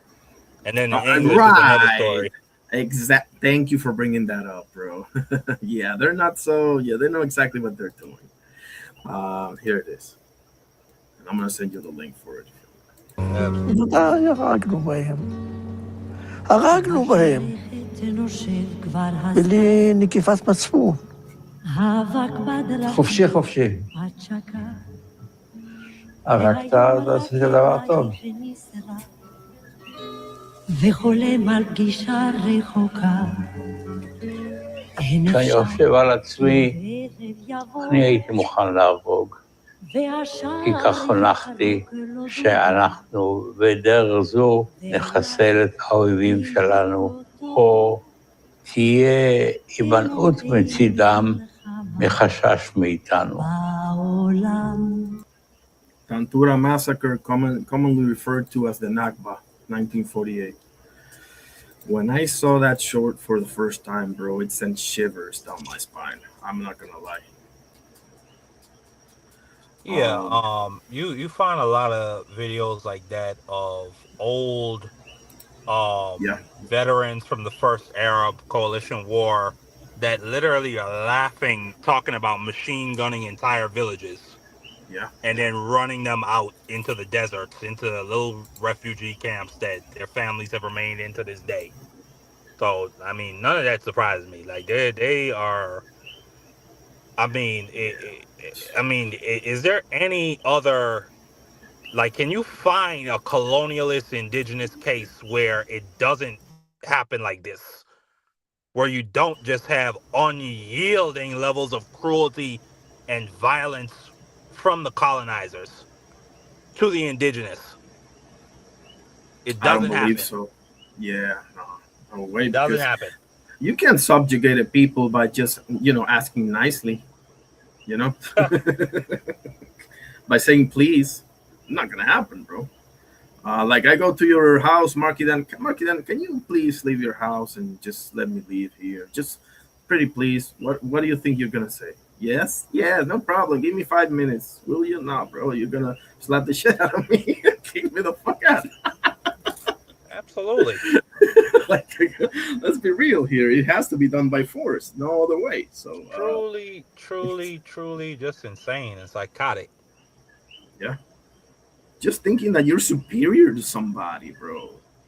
Like like off the top is psychotic. Um, I mean, they sound like they sound like Yahtzees to me. They sound like the Imperial Japanese. They sound just like the Imperial Japanese to me. As a matter of fact, they talk about how they're the chosen people of God. That's how the yes. Imperial Japanese talked. We're the chosen. We are the chosen race, and our God and our Yes. living God, the Emperor, is humanity's perfect being, and therefore we have the right to do what for levels of cruelty we want to our colonial subjects in Korea and China and all over the place. The one of the most underrated what should I call it? Like horrific events. I have the Turkey Armenian genocide as number one, but I mean I'm number two, but number one gotta be the Nanking massacre, bro. Not enough people know what the Japanese did to the Chinese in that Nanking in the I think it was a square or a city. I think Nanking is a city. I mean, you look that shit Yeah, up, bro. You watch a 5 minute video on that shit, and it'll send bro, I've shivers down watched your. documentaries about that. Yeah. Oh my goodness, bro. Yeah, That's yeah. no, Um, I've watched a documentary about it. They killed 300,000 people in Shanghai, in Nanjing. They killed 500,000 people. They took little girls as young as 6 years old as pleasure women. yes. And So you heard yeah, I about what mean, they like did to they were pregnant just women, brutal right? beyond belief. Yeah, and I they remember threw reading a women on the. story. They attacked a village that was on the outskirts, and 30 Chinese men, they fought for like 2 days. They actually held off two entire regiments of Japanese army until they finally were forced to surrender, and then they burned them alive. It's just like, wow. I mean, it's just like they were just needlessly brutal and cruel. Yeah, yeah. And then it didn't end there. Then they started fucking taking the Chinese. They started doing experiments on them in Unit 731. I don't know if you ever heard of that. You. Oh my goodness! I saw Peterson speaking about that. Unit 731, is it? Yeah. It was Oh my god! Yeah.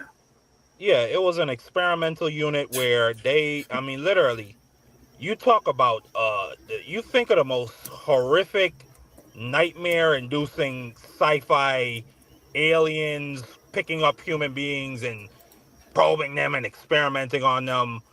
It doesn't even come close to what the Japanese were doing. Like they were taking 2-day-old babies and then putting their hands in freezing water just to see what would happen. They were cutting people open without anesthesia and then infecting them with diseases. just to see how fast they would die and time it.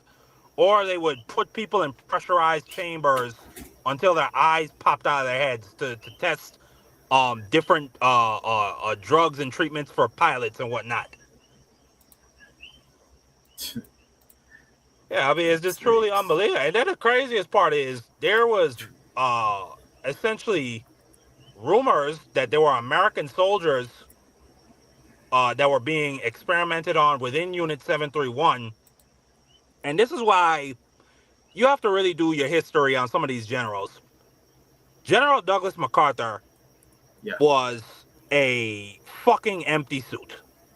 He was not only was he not that great of a fucking commander and strategist and all that bullshit, he was just what's the words I could even use for this fucking guy? He was just a piece of dog shit. Okay, he pardons all of them, all the scientists. In exchange, they agreed to give him all their research. And these people were, I mean, one of the guy that was running the program went on to become the president of Kyoto's Medical Institute. And he lived a full life all the way into his 90s. It's a military industrial complex type of service member, basically. Exactly. I gotta show you this as well. This is oh man, I got some good stuff. And by the way, the greatest general, as far as I'm concerned, and I'm not the sharpest tool in the shed when it comes to this type of topics of generals, but in my opinion, it's George Patton. That's just me. But hey, there's several in the list. There's Rob O'Neill talking about Chechens. That I had a dude shooting at me. He looked like me. I had a red beard, a white guy, shooting a PKM, but he's yelling, Allahu Akbar, God is great, in Arabic. So now I'm seeing this shit. And again, I don't even have night vision because I don't need it. It's daytime. It's in my, whatever. And that's when you start to think, okay, not only is that Al-Qaeda, that's a Chechen. This is where you save at least one bullet for yourself. Yeah. Those guys will skin you alive. I would rather take a knife to a gunfight than to be captured by Chechens, bro. That's all I gotta say. Yeah, the Chechens were some bad motherfuckers. Come on, bro.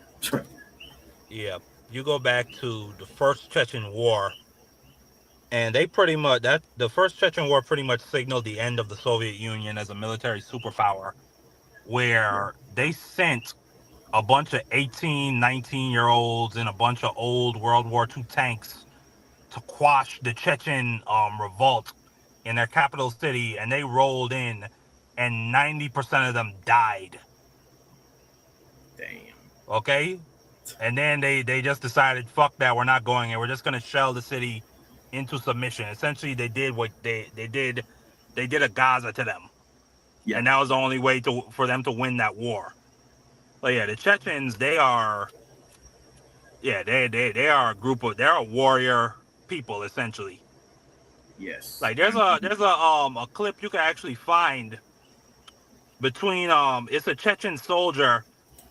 He was a commander, and the Russian colonel that was leading the column, and they actually served in the Soviet-Afghanistan war together. And he's pleading with him. He says, "Dude, leave, just leave, or come to me. It's better if you come to me as a friend. You're gonna die. I'm gonna die. All these men are gonna die. Have mercy on their mothers." And that fucking dude, and the dude he was talking to, he killed him that same day, along with all his men. Damn. No, it's a very warrior. Those are some bad boys over there. I would want a Chechen with me if I'm going into war. Damn straight, bro. They're built different. Like they're type of people that they see blood ever since they're knee high, bro. They do not care, bro. And what was you saying about Unit 731? And it's like when USA took Nazi scientists that eventually scientists that eventually created the NASA. What's his name? Ernest von Braun, I think was his name. You look up who created NASA, he's right at the top over there. So, I mean, It's I mean, again, bro, like this. So back to the big eye and gas and all that, bro. Like that is probably not going to end because everybody know what they want. You know, like they're not hiding it anyway, and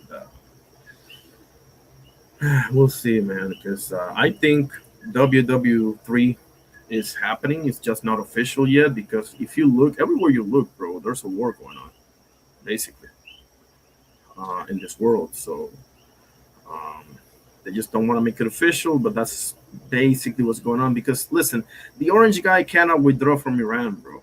You need the attention to be on this war. Because the moment you take the attention away, people are gonna start asking for the files again, and you cannot have that. You know. So whatever. I'm happy this guy Al Sayed won and all of that, but because the packs, bro, they really pumped into Haley Stevens, bro. You know, Israel comes with me in my dreams. You know that nut Yeah, job. that. Yeah. Yeah, that broad was out of her mind. Come on, bro. How do you say that shit in public? She looked like a female version of the Hulk, of Bruce Banner. Oh man, that was awful. Hey, crazy thing is though, she almost won. Like she only lost by about I think 2 points, like 1.8 points. Yeah, it was real close. They pumped a shit ton of money into her. Yeah, like I think it was $60 million. So I'm happy Abdullah Saeed won, and Michigan, it looks like it's gonna be going back blue for 2028, which is good. On the World War III thing, we're not in World War III. We're not in World War III yet. What's happening in Ukraine? Now, if Russia were to be dumb enough to cross into Poland, yeah, absolutely, yeah. Now we're looking at a very different situation where the U.S. might have to get involved over there, and the entire NATO coalition. And then on top of the fact, I don't think we're in danger of World War III. I don't think Russia will be stupid enough to invade Poland. They're getting their asses handed to them in Ukraine. Poland has a much better self-sufficient military, and they would kick their fucking asses out of their country if they ever dare try to invade. So that's just that. And then with China just went through. Everybody is really scared China's going to go after Taiwan, but they're not going to. At least not in this decade. They just went through a military purge at the very top of their military leadership all the way down. So they need to have a bit of a time of restructuring before they could ever think of taking on a project like that and being successful. But if China were to invade Taiwan, that would be a restart of the Pacific War in World War II, and it would probably lead to hundreds of thousands of U.S. soldiers dead. Only God knows what happened to the environment. You would have a bunch of nuclear submarines and ships that would be getting sunk. God help all the little fishies out there. God help anybody that has to eat from that ocean. Yeah. Like that would just be pure devastation. And then you would have fucking North Korea, or excuse me, Japan, South Korea. They would have to make a choice. Do we give permission for the U.S. to use our countries as launch pads? Then China's going to turn around and say, North Korea, we've been subsidizing your fucking country and economy for years. It's time to pay that off. Yeah. But yeah, no, that's a fact. Like North Korea an will absolute be disaster. Yeah. And you know how they're going to have to pay it is militarily, because they don't have the money for that. So what they do have is a strong military. Because people get the wrong idea on North Korea. Like, yeah, they may not have the best economy or the best government or the best whatever. Militarily speaking, they are top 10 at the very least in the whole world. Like they're nothing to be played with, and they have nukes too. Exactly. The thing though So is North Korea's economy is actually catching up. They're starting, well, not catching up, but they're in a place where right now they're beginning to get smartphones. They're getting electric car. Up until about 5 years ago, people in North Korea were not driving cars. That was not something that was happening. Now in North Korea, 1 in 4 people have a car. yeah, So yeah, they're beginning to get on a trajectory. Now, of course, this is all within Pyongyang. This is now the countryside. Everybody's fucked. right, Everybody's poor and starving and just waiting for death in a slow and agonizing and just miserable way. yeah. Yeah, I mean Yeah, that's I why if wonder. you go over there, like the Mhm. only way to go to North Korea if you wanted to has to be through China. There's literally no other way. So when you, I forgot the city. Shit, it's not Shanghai, Beijing. It's not one of the big ones. I forgot which one it was. But beyond that, it's a very strict, because I heard a few Hollywood actors and a few people that have given their testimony of how their tours are over there, and it's very very strict. They're very, go over here, and there's a reason for that, and you basically just explain it. Yeah. Yeah, you're not allowed to bring a Bible into North Korea. You're not allowed to bring a smartphone into North Korea. Um, the restaurants are pretty much abandoned most of the time, but if a foreign tourist come, they'll like try to whip something up and make it look good. Yeah. Um, yeah, it's a barren place, and it's starting to get on the uptick, obviously, because they're being subsidized by China, as well as they're getting currency from Russia for sending all types of troops, as well as arming Iran and all these other places. Um, yeah, North Korea,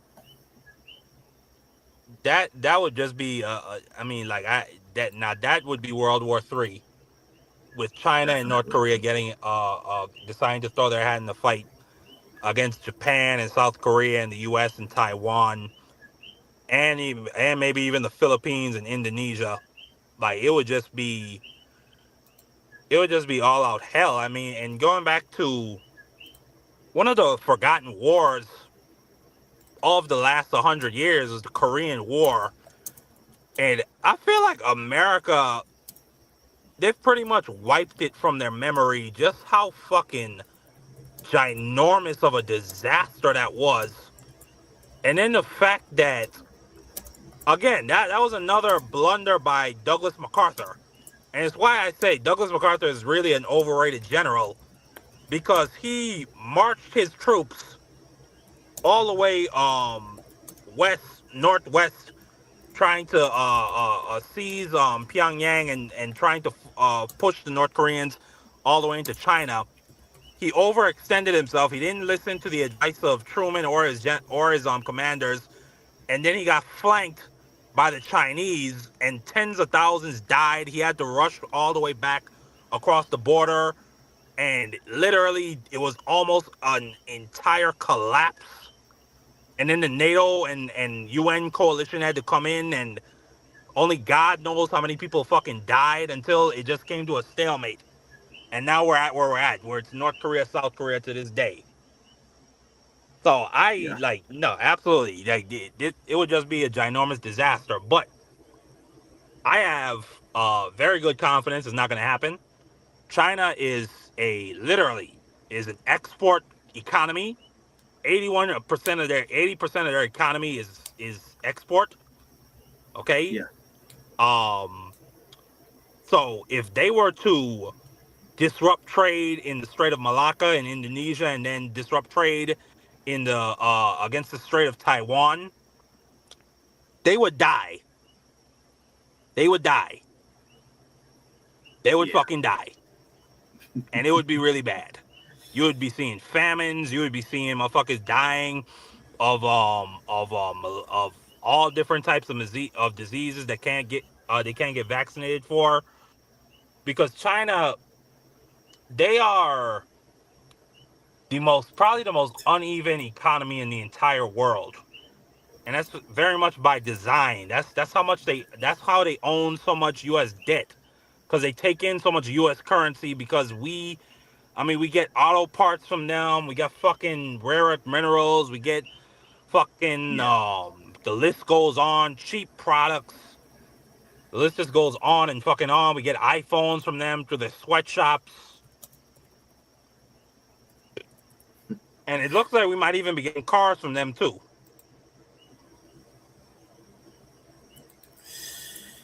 China has a leg up everybody, man.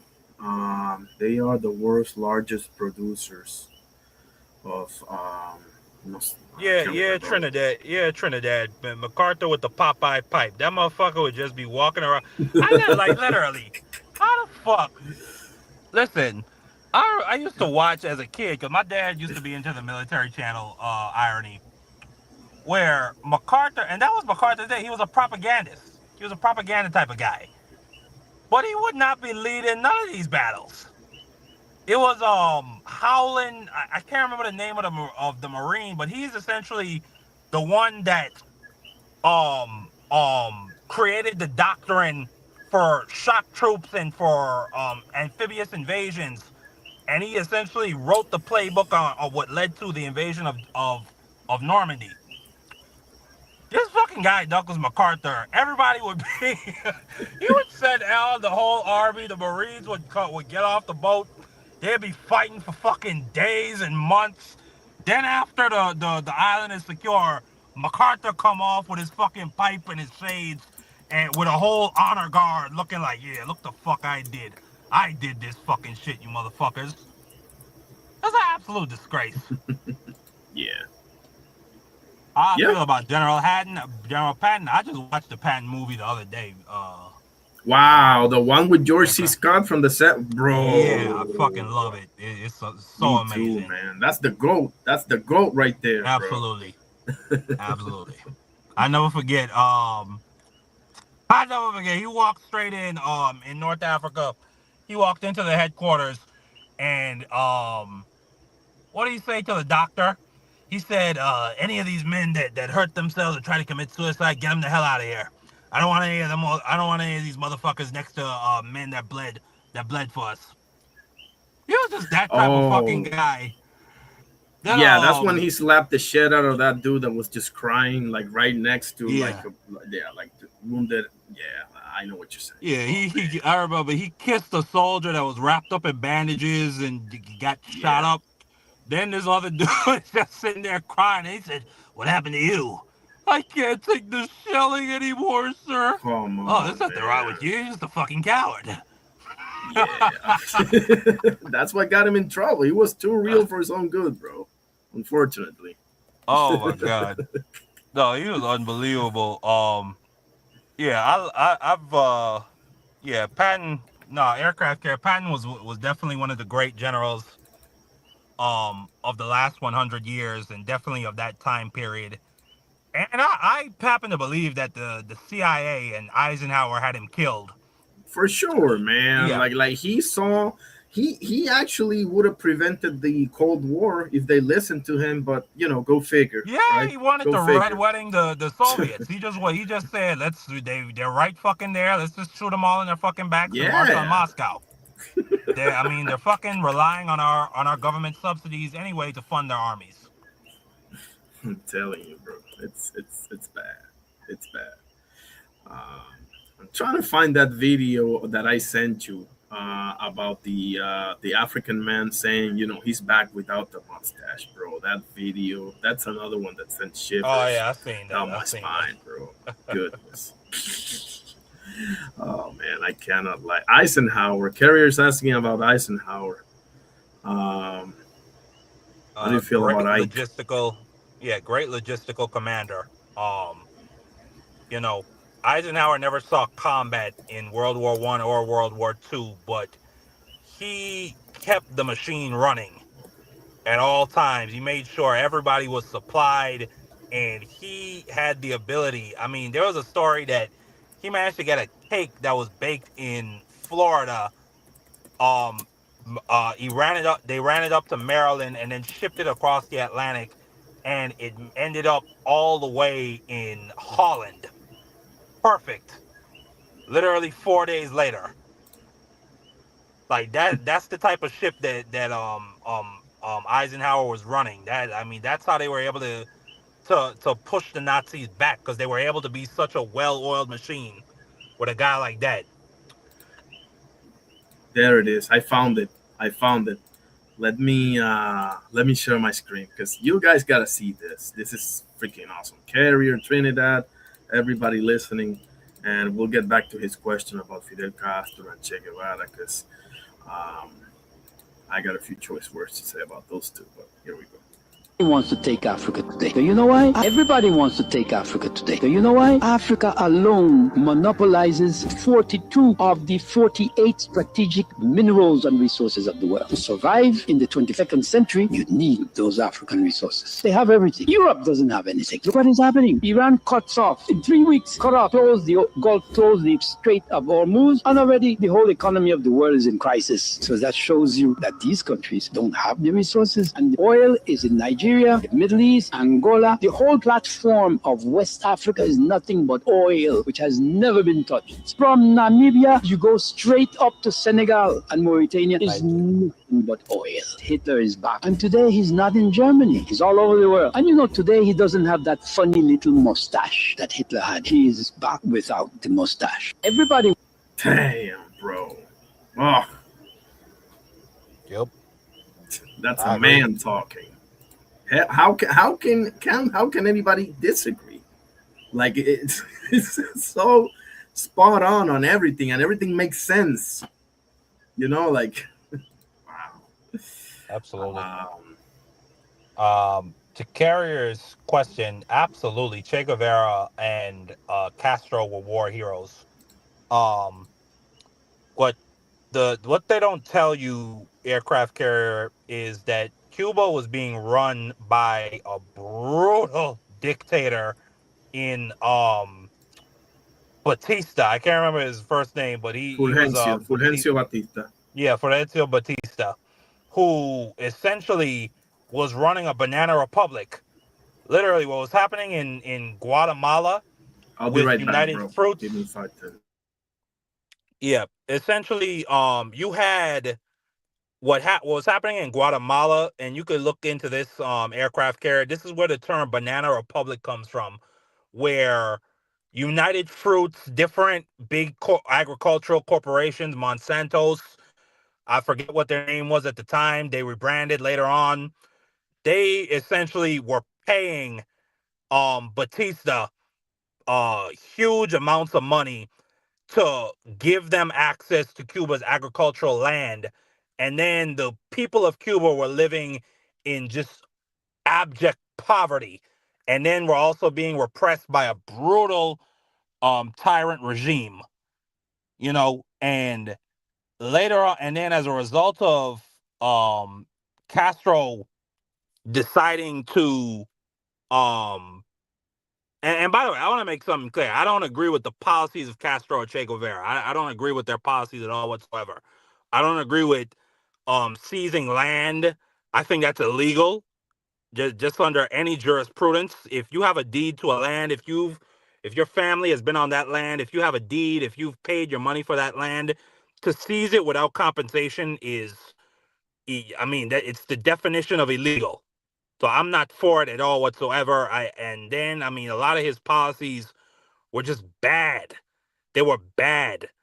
They had no they had no industrialization. So you would have Cubans out in the field literally having to pick fruits and vegetables and agriculture by hand. And while that was in part brought on by the US embargo on different things like oil, it was also for the main part brought on by the fact that Cuba was not running a free market system when it came to their agriculture. So they would constantly have shortages of different resources, such as oil, which they were able to get from countries like Mexico. And then they had a period, I think it was in the 80s or 90s, where they opened up the country to private investment, and they did it specifically because there was a famine going on as a result of the really fucking dumb lefty communist policies when it came to organizations of different industries such as agriculture. But were Che Guevara and Castro war heroes? Absolutely. They were war heroes in that in that war to overthrow Batista. After that is another matter. They were Castro ran a brutal regime. Yeah. 1000%. But at the same time, what I will say though, about Castro though, he's a bad motherfucker. He's a bad motherfucker. You know, I respect dudes like that, aircraft carrier. Motherfuckers that's sitting in jungles smoking cigarettes, Yeah. waiting for that opportunity. Yeah, like whether Dudes we that agree with is another topic, but I know exactly what you're saying. Go ahead. I'm sorry. Yeah, I yeah, feel the no, same way. dudes that dude like Castro, when he went to the UN, I can't remember if this was in the 50s or the 60s, and he was giving a speech at the UN. You know, this motherfucker took the subway and was talking shit to every fucking Puerto Rican, Dominican, Cuban that was on that fucking train, and letting it be known. And that motherfucker had a bulletproof vest on, and he only had I think about 5 dudes with him. The CIA could have got him right there and there, but I think the CIA was like, this dude is like, there's no way this dude would ever take the fucking subway. It's like Castro was playing with them. It's like, how many doubles did the CIA end up killing that they expected to be Castro?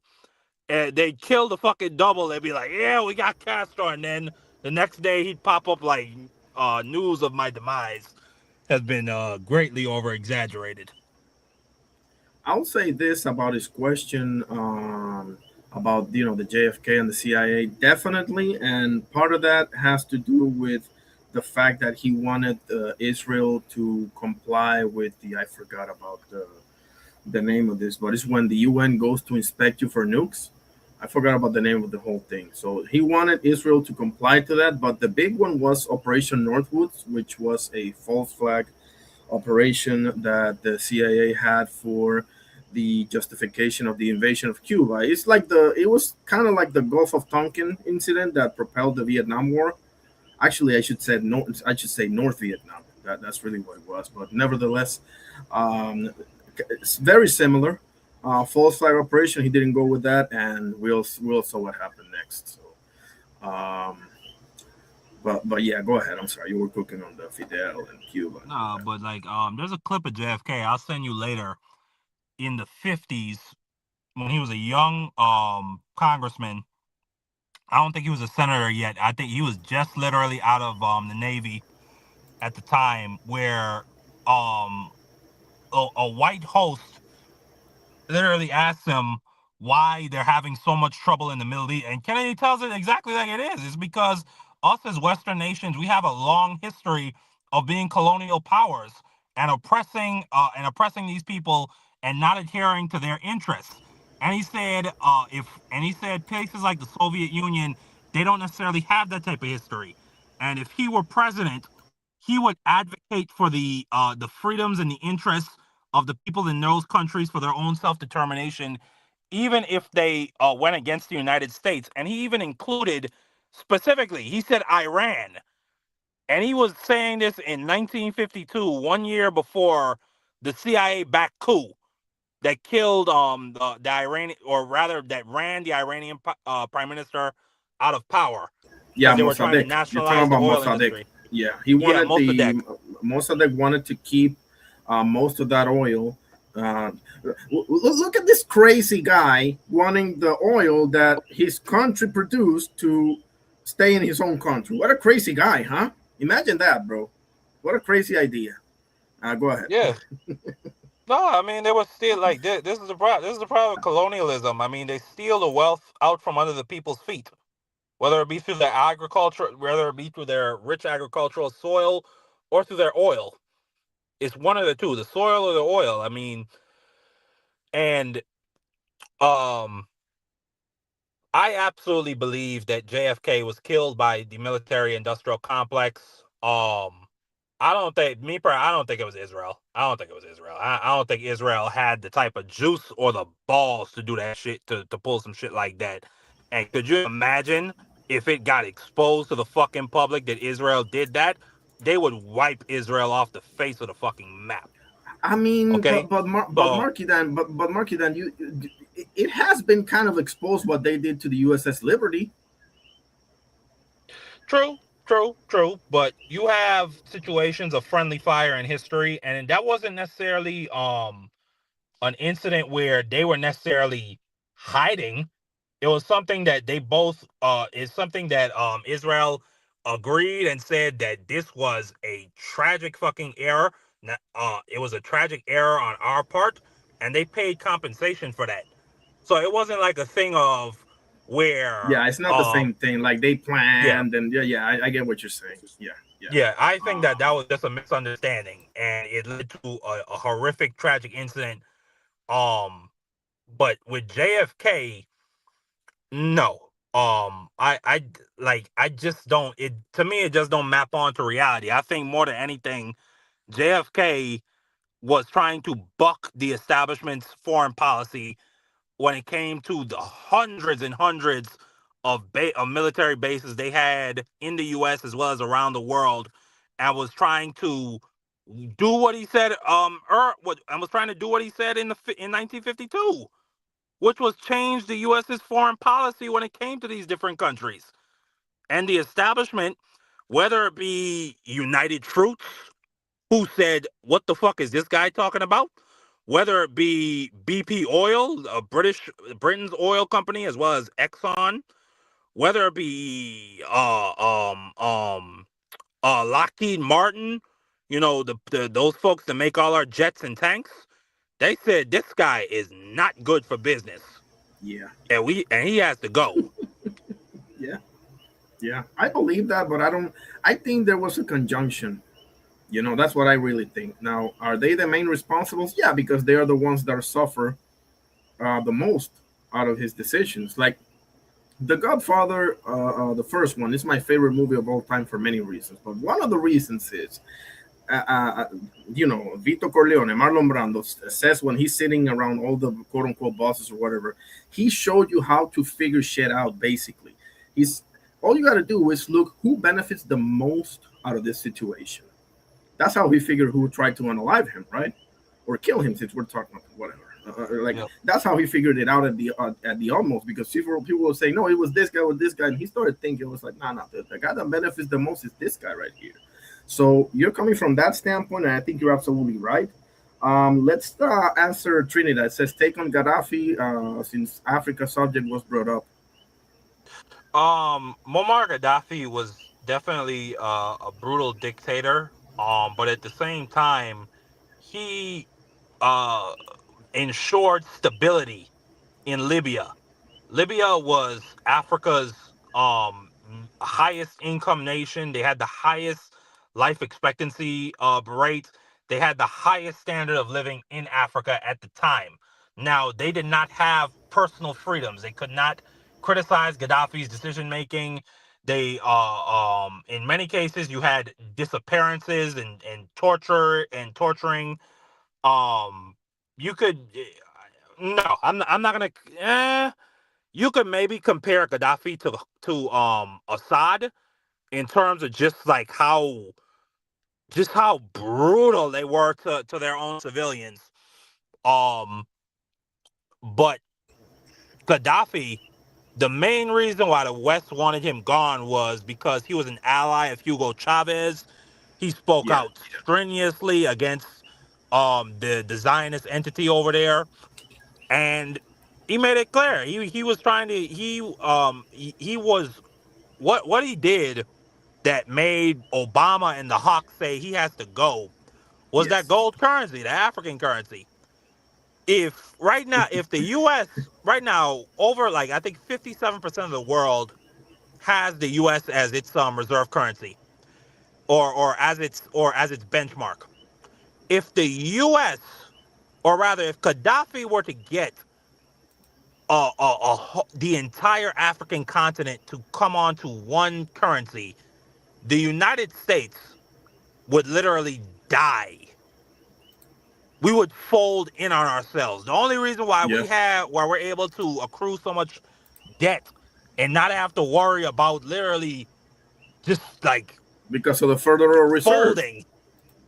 Yeah, exactly. Because 57% of the world has our currency as its reserve currency. So if we go down, they go down. So they're not worrying about it. They're not calling, ain't nobody calling for their money or their debts or on their debts, because they understand the US is a stable, or before this fucking guy, they understand the US is a stable economy. It's the strongest military in the world, best standard of living, all that great stuff. Highest GDP. So if you're gonna bet on anybody and take on anybody's debt, it's going to be the United States of America. Now, if Gaddafi had got everybody on that gold currency, we would be fucked. And the United States and Obama understood that, so he went in there and got him out and got Gaddafi up out of there. And then what ended up from that was just a decade of horror, and it's continuing on to this day with warlords, open air slave markets, the whole shebang. Yeah, basically the ability to print money and keep living in this illusion that we can just keep going trillion and trillion dollars in debt. Eventually, this is gonna get figured out, bro, and this is gonna get. Hopefully, it doesn't happen, because to be real, bro, with all the shit that's been going down in history pertaining to the USA, I kind of love the USA anyway. You understand? Like I don't want the US to go down under. And do you think this is a stupid question, but it may not be that stupid, because he keeps on mentioning 2028. You know who I'm referring to, right? Yeah. Do you think that MFer is gonna, number one, rig the midterms? Because there's no way that he's gonna win that shit cleanly. Let's be honest here. And number two, like, try for 2028 for real? No. Well, for 2028, no. The midterms, I don't know. We'll see what happens. Right now, he has the entire national intelligence community under his fucking thumb, and literally he has 2 rubber stamps on the Supreme Court, and then the other 3 will always be in play for him. And my biggest fear is he'll have his national security director come out and say China, after he gets his ass kicked and he sees that the Democrats have won both chambers, he'll have his director of national security come out and say China, they overinflated the totals, da da da da, and then he'll literally refuse to recognize the results. They'll go to court. Obviously, each judge with any fucking semblance of integrity will tell him that he's full of shit, but he'll just keep appealing it up to the Supreme Court, and then only God knows what will happen from there. And then 2028, I mean, if we still have a country then no. Yeah. He's term limited by the Constitution. There's just no way for him to do that unless he literally just had a coup d'etat or an armed uprising, which we've seen that he is very capable of doing. So, yeah. Yeah, January 6th, right? Yeah, for sure. Absolutely. Because when he loses the midterms, do you impeach him? Because here's why. The obvious answer is yes, right? But here's why. Let me play some political chess here. Let me know what you think. From a Democrat standpoint, right? If I'm playing chess here, I'm like, are we sure that we want to impeach this guy? Because he's taken the Democratic Party down in flames with him. And if we impeach him and JD Vance comes in and start doing imagine if JD Vance, we all know he is the puppy dog of Peter Thiel. Like that's obvious. Yeah, Tech But Bros. exactly. Imagine if JD Vance goes out there and actually does stuff that makes sense. Wouldn't you be shooting yourself in the foot a little bit? But J.D. Vance is going to have a Kamala Harris situation where he's not going to be able to separate himself from Donald Trump's policies, no matter how much he tries. So he'll try to stand up there and be no new wars in 2020. He can't do that. He cannot do that. He could say, well, I was the guy who was advising President Trump that maybe the Israelis weren't. But you can't say that. You've supported this war. You're on record supporting this fucking war. So I don't want to hear that bullshit. When it comes to ICE, 50% of this country now agrees with abolishing ICE, and only Yes. 30% of the country thinks it's worth keeping. So he's gonna have to defend that. He's gonna have to defend all the, literally just the brutal Gestapo type actions of ICE. Then he's gonna have to defend Donald Trump's sycophancy with Israel and convince the people that he's not going to be the same type of sycophant. That's not gonna work. I don't see him ever getting through. With Donald Trump, yes, we should impeach him. He should absolutely be impeached. One of the clearest things to impeach him about is the fucking $1.776 billion slush fund. Clearly have it in court documents. The judge said that he tried to commit a fraud upon the court. Like, if that's not one of the most clear things you could impeach somebody for, this fucking guy, his sons are getting defense contracts to the tunes of hundreds of millions of dollars. The fucking guy, he bets on a taser company, and then a week later, the taser company gets a $50 million DHS contract. Well, absolutely. There should be impeachment hearings. He should be impeached. There should be fucking subpoenas served.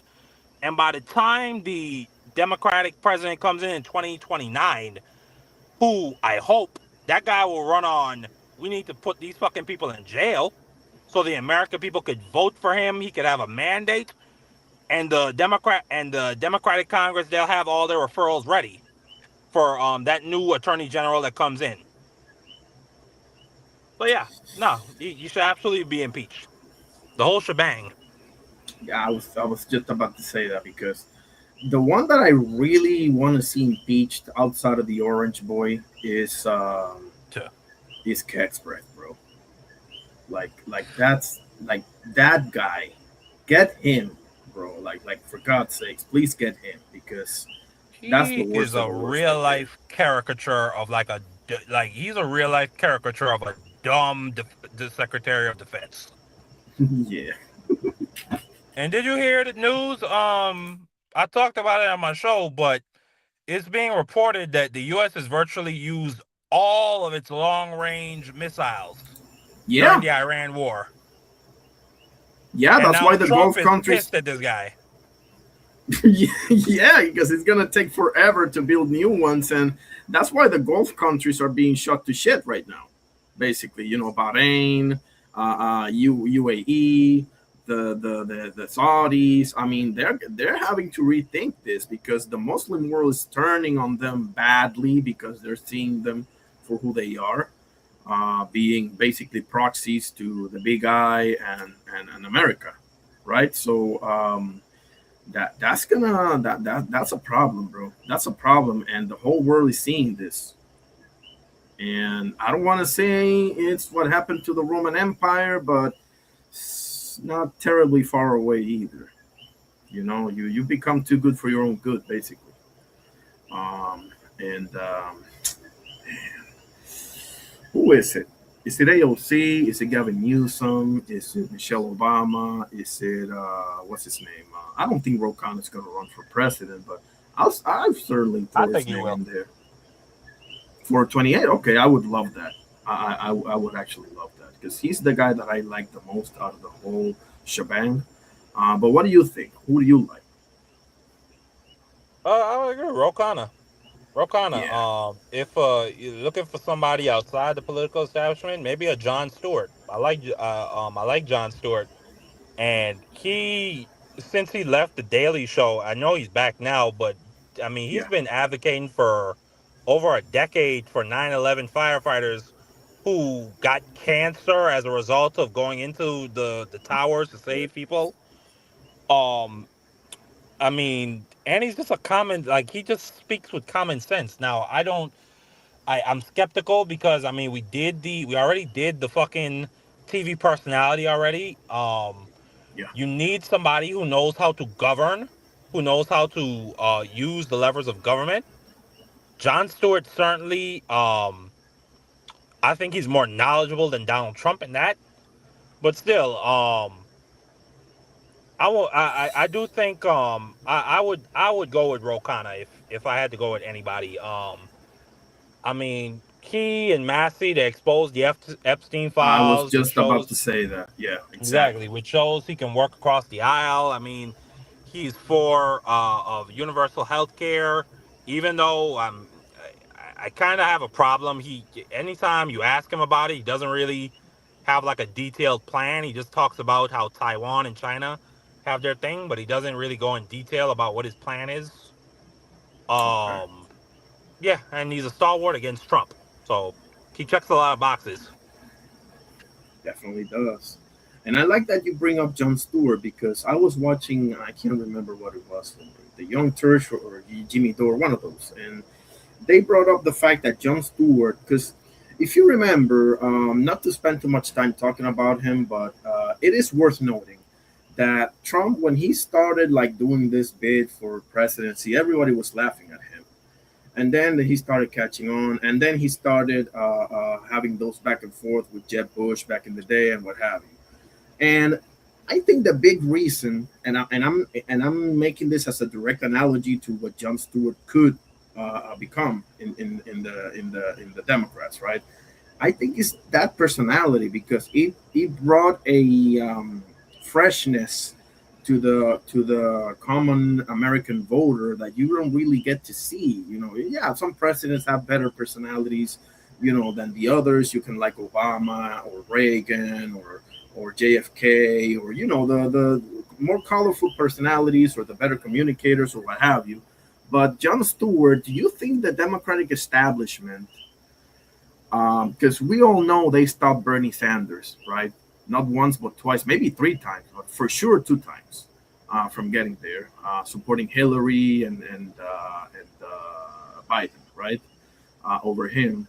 Do you think they're gonna do the same with Ro Khanna as well as with Jon Stewart? I don't think it'll work this time. I mean, you look at I mean, just look at what we talked about earlier with Abdul Saeed. I mean, look at all the money and media attention they put into that race to try and beat him, and look what happened. They lost.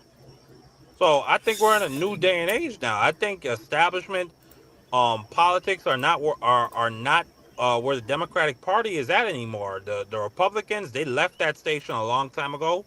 Now Donald Trump is the establishment, and yeah, I don't think it's gonna work this time. I mean, the old men in the back rooms with the APEX and all those other political action committees, it's not gonna work. It's not gonna work this time. I don't think so. I mean, I hear you. It did not work with Abdullah Sayed, but unfortunately, and as much as I hate to admit it, it did work against Tom Massey, though. So I Yeah, but know those that's are Trump. Republic. Those are Trump sycophants. Those That's are true. a bunch of Yeah, Trump that's true. cocksucks. 100% like that. Yeah, that's not exactly the same. Yeah, you're right. I don't think it'll work either. Do you think that Jon Stewart will? Have you heard him express any desire to become president, or do you see anything? Because I'm with you, man. Well, like the Democrats could really use an outlier, somebody different, um, for sure. But do you think he wants it?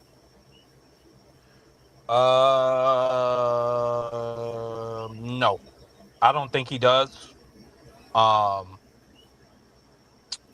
I think he's said it before in the past that he doesn't want it, and that he views people calling him to run as like desperation from the public for something new.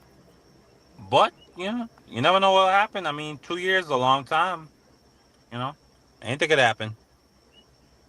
For sure. If Stephen A. Smith became the president of the United States, I would actually do myself. I would actually kick the chair. I would actually decide to walk out into traffic in the middle of the night in black, dark clothing. Okay? That man is I Oh mean, my he god. is, you talk about, he might be dumber than Donald Trump. He really might be. And then he's like, I mean, he's such a both sideser. He doesn't have any Yes. positions that he sticks to. And it's like he's so fucking just dumb and I mean, just dumb and fucking wrong and loud. Just dumb and fucking. I remember when the quote unquote seditious six came out and they said don't follow illegal orders, and Stephen A. Smith actually came out his fucking mouth and said, "How dare you? How dare you say that against the commander in chief?" If you shut the fuck up before somebody slaps you in your mouth, and he's actually gonna sit up there with somebody and talk about John Kelly's character, a fucking guy that flew combat missions in Desert Storm, a guy that was an astronaut, a guy that was a test pilot, was a captain in the Navy for over a decade, a guy whose wife, as a representative, took a bullet in the head from some terrorists, and you would dare question that man's character and his intentions? And like that's the difference between and that's the difference between Stephen A.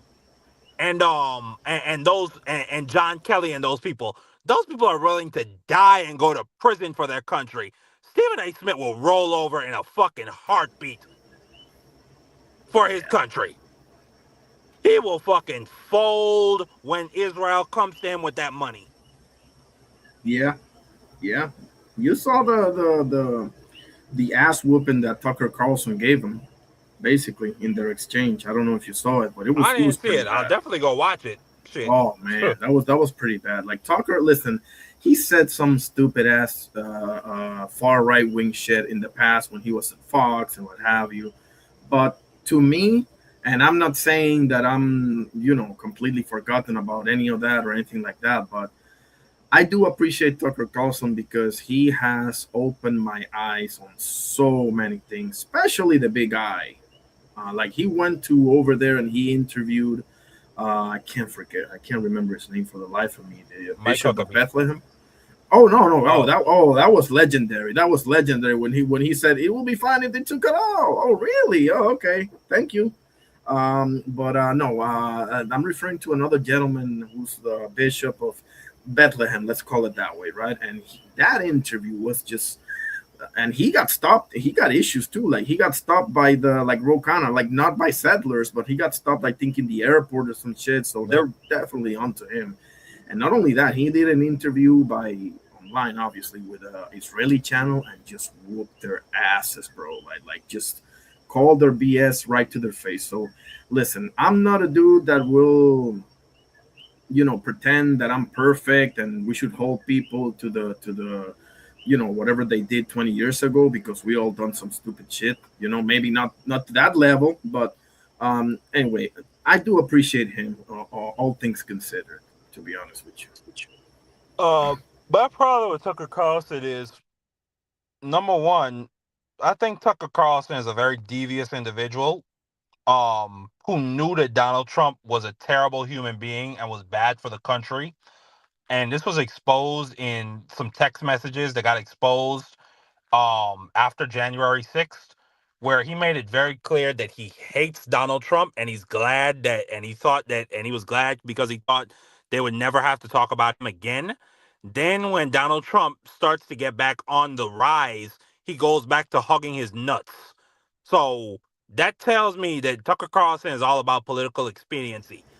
as well as he probably knows where his bread is buttered when it comes to his media base and the people that listen to him and watch him. And then it's like he goes, yes, he has some good interviews, especially with the pro Israeli side and exposing them. But then he goes over to Russia and has a softball interview with Putin. So it's like Yeah. I don't know like Yeah. where to really take if to really where to really go with Tucker Carlson. On top of the fact he thinks that ICE is perfectly fine. He didn't disagree with what happened to Alex Preddy. He thought that Alex Preddy was wrong for trying to help that woman up that got assaulted by the ICE agents and thought that it was okay that ICE gunned him down in that fashion. He thought Renee Nicole Good deserved to die. Okay, he believes Yeah, in that was keeping bad. us on fossil fuels, which I mean, you've seen with this Iran war exactly why we need to get off of fossil fuels. They're too unstable. So no, like I don't want Tucker Carlson anywhere near any actual power. I think he's a very devious individual. I think you're right. I think there's more than one side to him, without a shadow of a doubt. Because I did follow much of the departure that he had from Fox News, and I felt they did it wrong. But his father was in the CIA. I'm not gonna pretend that I don't know this. Um, so yeah, I think all in all, you're right. We'll see. We'll see. Because I do think that he is playing chess, without a shadow of a doubt, and not necessarily in good faith. But when it comes to this particular issue of the the Z Force, I do appreciate him. If nothing else, Yeah. in this issue right here, because just for me personally, I'm sure you can probably get this information from other outlets or whatever. But from my standpoint, he has helped me come a long way when it comes to the big eye. So on that, I do appreciate the man. And what was I gonna say? Tucker Carlson. I was gonna segue. Oh, I wanted to say something about Fidel Castro and Che Guevara that I forgot to say, especially about Fidel. My biggest problem, or one of my biggest problem with Fidel Castro, is that he had. I mean, it wasn't proven, but I'm pretty sure that he had Camilo Cienfuegos killed. Now, Camilo Cienfuegos, for anybody that doesn't know, was the third main figure in the Cuban Revolution with Fidel and Che Guevara. There were others, but those were the main three that pop up every time you hear a historian talk about this. Now, Camilo Cienfuegos, out of the three, was the truest, let's call him socialist, right? Like he was really a man of the people. The people loved him. That's who the people wanted as leader, not Fidel. Okay, and Fidel wanted the power, and he was gonna stop at nothing to get the power. And if you ask me, bro, I can tell you that Fidel Castro probably betrayed Che Guevara as well. You can't tell me otherwise, bro. Like how did the CIA get to him like that, bro? Like Well, you, Che was I can't remember. I think it was in where was he? Guatemala or Nicaragua or one of them places. And he firstly he was like I appreciate his standpoint on colonialism and Western expansionism and power to the people and all that stuff, but he was a crazy, crazy, crazy fucking guy who had a doctrine about guerrilla warfare that basically failed everywhere he went except for Cuba. He went to Africa. I mean, he lived miserable fucking life, ended up in defeat for the groups over there he was trying to support. Then he went to I can't remember which Central or South American country it was, and they were living, it was 15 of them living in the jungle, getting eaten to death by mosquitoes, almost no ammunition, no food. I mean, yeah, they found them. Yeah, they shot him dead. yeah, After they tied him up and beat him half to death. But yeah, it just happens. yes, sir. I wouldn't be shocked. I mean, I wouldn't be shocked though if Castro had something to do with it. But hey, No, I mean we're salute, just like salute to Champ yeah, Ross. Salute to Champ Ross. Absolutely, that's my brother right there. Oh, it was in Bolivia. I forgot about Yeah, it that. was I Bolivia. appreciate that. Yep. Yep. So, Ross, we're doing some politics and history today. Let me know if you think David Robinson is a top five center in your view. Um, what else we got? I mean, look, you know I'm a Catholic, so when Trump said that the Pope was soft on crime, I was like, you gotta be fucking kidding me. Like, well, first of all, thank God that we have a Pope that's what? I mean, soft on crime. What does that mean? What was he expecting? Like what is? Donald Trump's an invalid, so I I mean it mean, doesn't matter. what a moron! I'm thinking about 15 better things if you're a hater to be calling somebody like that. Because when the Pope went to Algeria, by the way, no Pope ever went there before him. And then he went to Lebanon, and when he went to the mosque and prayed with the imam, that's called building bridges. Because you can act tough when you're in Washington D.C. surrounded by Secret Service, but the Pope had the vision to say, "Let me build bridges because I don't want to get the 2% Christian population slaughtered here when I get back to the Vatican." Right. So he had the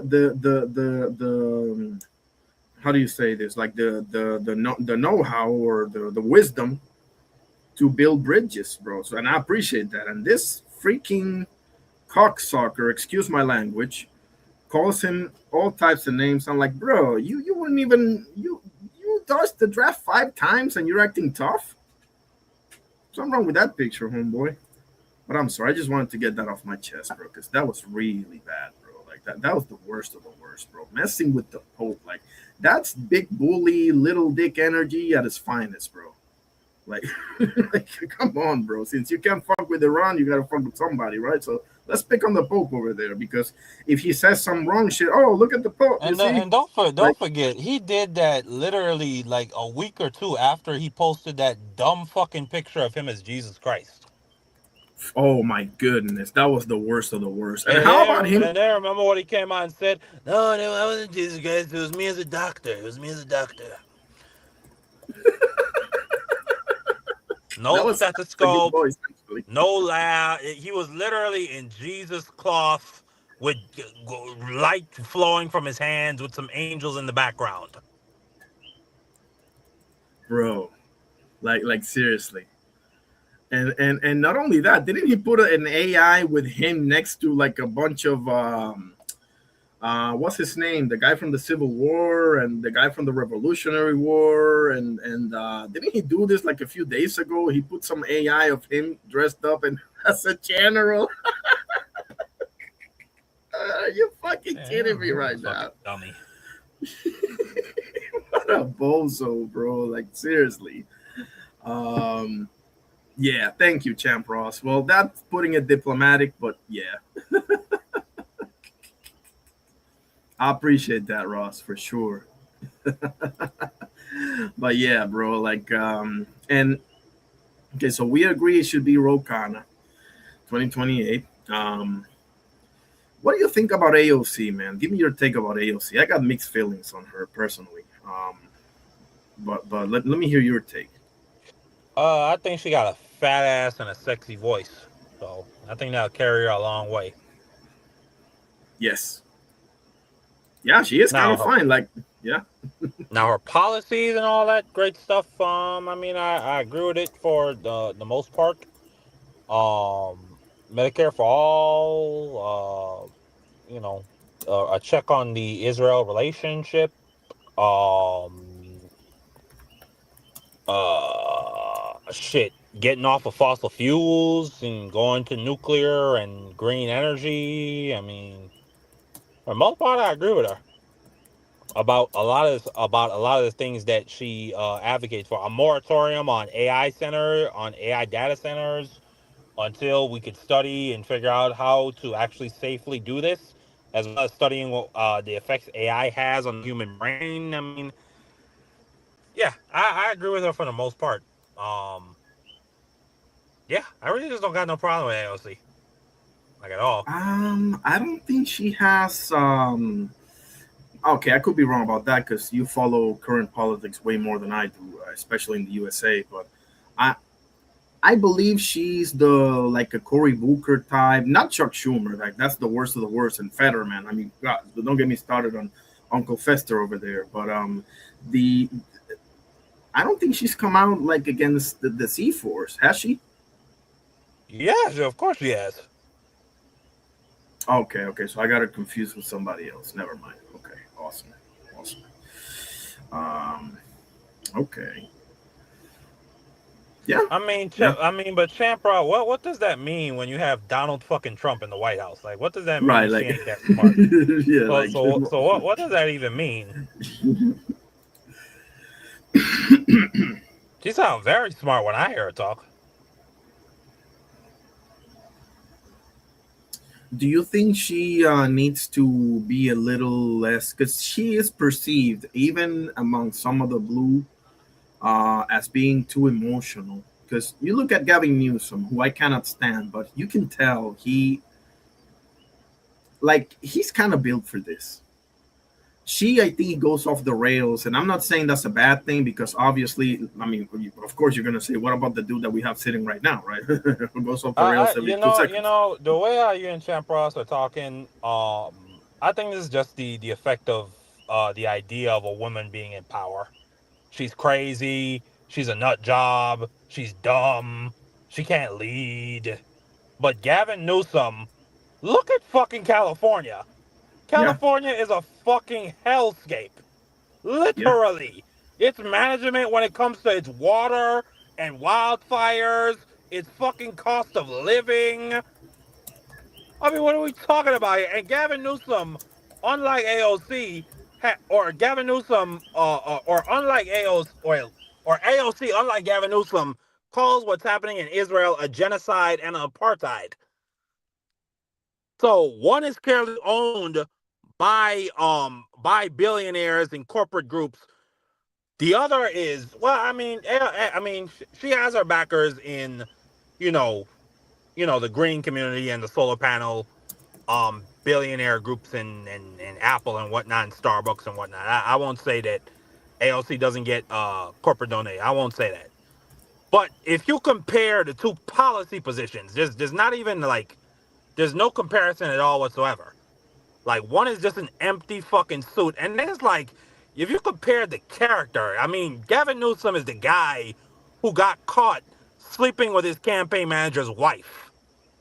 On top of the fact, when during the shutdown in California, where everybody is losing their businesses, yeah. people can't come outside. You're getting arrested if you go to the beach and you're out on the water by yourself on a boogie board.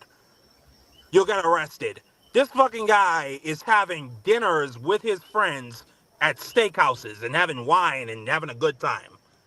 This is no, I mean, there's no fucking, I mean, no, no, no, absolutely not. No, No, me no. neither. I mean, the thing with AOC that I was getting at, and I probably should have rephrased this better because I look at Kamala Harris and Hillary Clinton like the two most recent nominees for Democrat for president as females, right? Out of the three, give me Kamala personally. Definitely not Hillary. Definitely not. We don't need that. Just on Libya alone and the thing that happened with her server that time with the emails and all, on that alone is enough for her to, take a hike. But I don't mind AOC when it comes to policies. I think she's very innovative. She will change a lot of things in the country. But um, I don't know. I don't know. I'll watch some other stuff on her. Maybe I'm wrong. But I personally, if you put all three of them in front of me, I take Kamala. Kamala is the one that I like the most, or Kamala. I'm sorry, I'm probably mispronouncing. But I would, um, I would take Hillary Clinton. Hillary Clinton actually has a history of pushing back on Iran, on Israel, particularly when it came to Iran, when it came to the nuclear deal. She was a huge part of that. I don't think she gets her credit when it comes to that.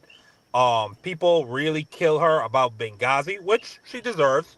She didn't take care of her people. She didn't evacuate them. She didn't have a plan in place. And then I Right. mean, people died as a result of some of her decision making, or as a result of her lack of decision making. But overall, I mean, there's not even a question. I mean, I think this country would be in a far better place if Hillary Clinton was elected to the presidency. But hey, it is what it is. I mean, what are you gonna do? I could So also out say of the the same three, thing about Kamala. I think we would be in a oh far yeah. better place right now if Kamala were elected, because Joe Biden had us on the path back to recovery. And a lot of people do this thing where they say it's the Biden administration's fault we had inflation, and oh, the Biden administration's policies caused That's that. the MAGA line. That's their favorite Yeah, line for the MAGA bozos. Yeah. yeah, but like it's just, I mean, you're not being real. Like, this isn't a fucking movie. Again, like what I said earlier about Israel Palestine, there's reality that you have to deal with. Okay, we came out of a COVID shutdown where anybody who understands supply and demand economics, okay, nobody was outside. So the demand for things was almost nil. But then at the same time, the supply chains around the world were cut off because people were so afraid of COVID. So now people get back outside, the demand kicks up, but the supply is not there. So now inflation kicks up. And then at the same time, you have the Russia Ukraine conflict where we had to cut ourselves off of Russian oil and sanction it away from the global supply and economy. That also caused energy and gas prices to go up, which caused food prices to go up. So it was just a perfect storm. But then towards the end of his presidency, inflation came down. It came down. I mean, towards It the end did. of his presidency, he was trying to come out with the border bill to fix the border, to build more stations, to process asylum app to process asylum seekers. He was gonna fund more immigration judges, specifically to so that they could get rid of that backlog when it comes to illegal cases and them not being adjudicated. I mean, yeah, I mean, like, this country would be a lot fucking better with Kamala Harris. And then on top of the fact, I don't think we would have attacked Iran, like, at all whatsoever. We didn't I do it don't under think so Biden. either. Yeah, we didn't do it under Biden when they were attacking Israel. So I don't see why we would do it under Kamala. Nah, they don't have the kind of dirt or any dirt, as I can understand on her, as they had on Orange Bozo. You know, being Epstein's best butt buddy for how many whatever fucking years it was. So no, I mean, no.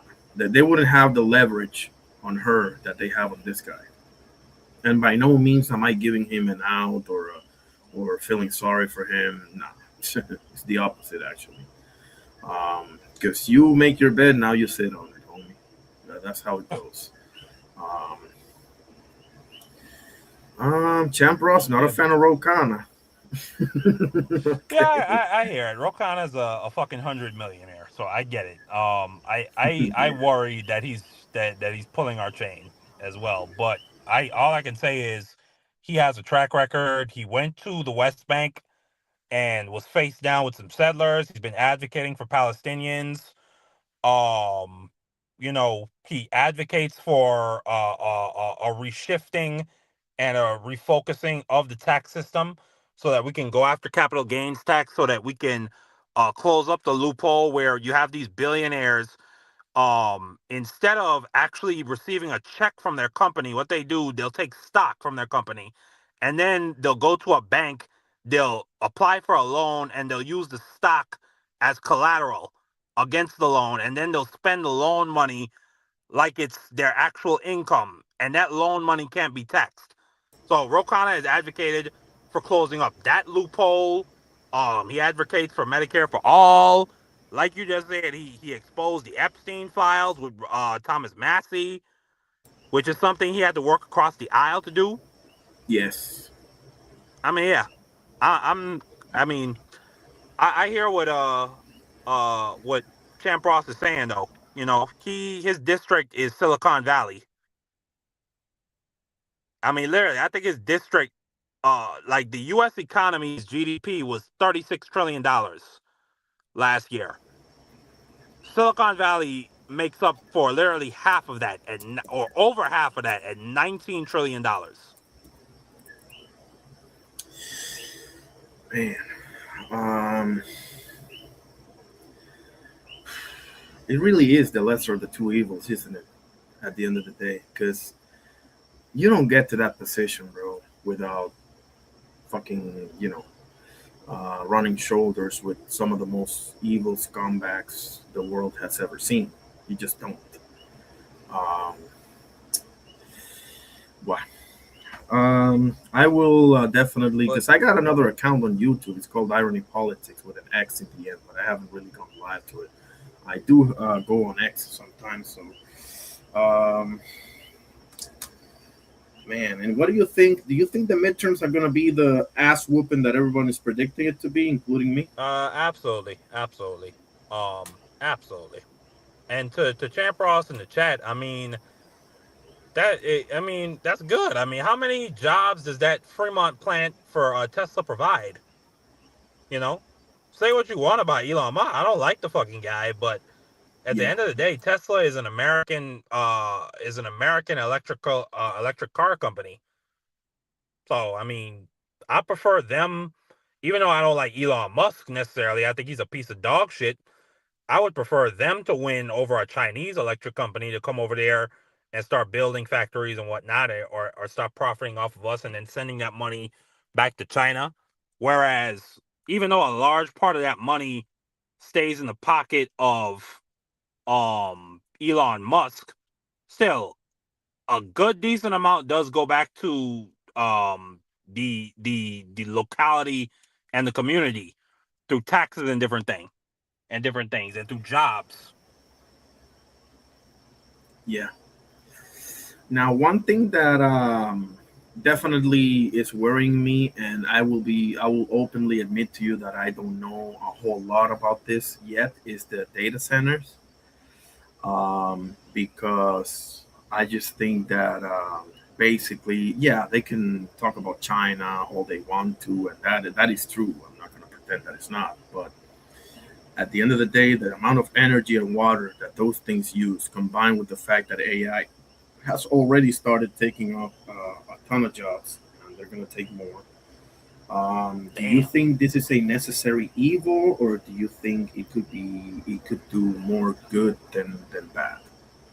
Well, further to Champ Ross in the chat, I said damn to Champ Ross in the chat. I didn't know people were getting work 12 to 14 hours a day, and I believe that there's no unions. I absolutely believe that.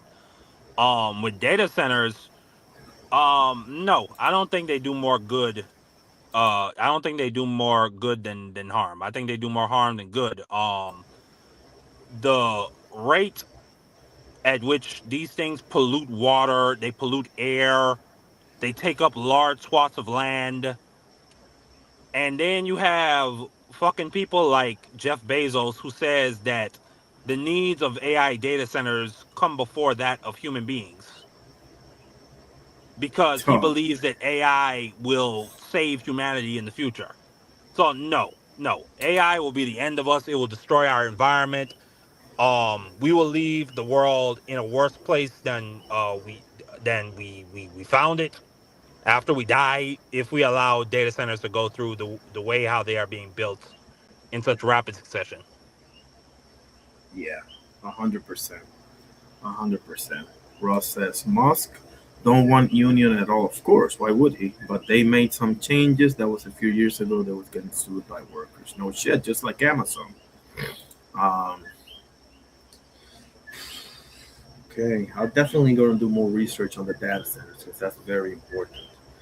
God damn, I wanted to ask you one more thing. I forgot what it is. Data centers. What? It's okay. I can send you a message or anything. What do you think about I mean, I don't know if you wanna. Chambro says they're saying the data center is injuring the Niners. What? San Francisco for what? Come on, That sounds crazy. yeah. Um, what do you think about the? Are you excited for boxing this weekend, bro? Because I don't not really, man. We got Sufa in Nah, it's just a bunch Ireland. of women. You Yes. got Sugar Neeks. That's about it. Yeah, I'm not high on Colin Walsh anyway. Um, nah, it is what it is. Not every weekend's gonna be great, obviously. Oh, really? I didn't know that. There's a data center right next to the Niners practice facility. Niners are looking for excuses because they got old players popping up injured. Oh shit. Okay. I mean, the Niners are usually always injured anyway. I mean, Kittle's always injured. You had an entire season. Ayuk was out. Brock Purdy's always hurt. I mean, CMC is notorious for injuries. I mean, the list goes on and on. Drake Greenlaw, what happened to him? He popped his leg in the Super Bowl on literally the first play, just walking out on the field. It wasn't even a play. He just walked out on the field, did like a hype up thing, and then they blew out his leg. Oh, I mean, Nick Bosa's been out for entire season. I mean, that's who the 49ers are. Exactly. They always got 20 guys injured. Man, and to think that was the franchise that had Joe Montana and Steve Young and Jerry Rice and what's the name of the defense guy? Ronnie Lott, right? Yeah. That was their Ray Lewis, you know, or their LT. I forgot about the other one. They're great. But they're a great franchise. They got a great coach. You know, Kyle Shanahan is to me he's a first ballot he's a future Hall of Famer in my opinion. You know, they've just been really unlucky. I mean, they've been to the Super Bowl like 2 or 3 times. You know, they had a great game with Colin Kaepernick against the Ravens, and Yeah. I can't remember what happened, but it was a close. I think it was a one possession game they lost by. I mean, then you had what happened in the Super Bowl against the Chiefs. Again, they lost in OT. I mean, they come up close, but no cigar. It just is what it is. Yeah, like they're in contention, and I remember that other finals. You know, the one before the Super Bowl, when they lost against Seattle by their skin of their teeth. When they, I think Kaepernick threw the ball to, I Crabtree. forgot the name of the, Brian Crabtree, and Sherman. That's the play that That's made what happened when Sherman. you put a star receiver like Crabtree on me. He crashed out on that poor reporter.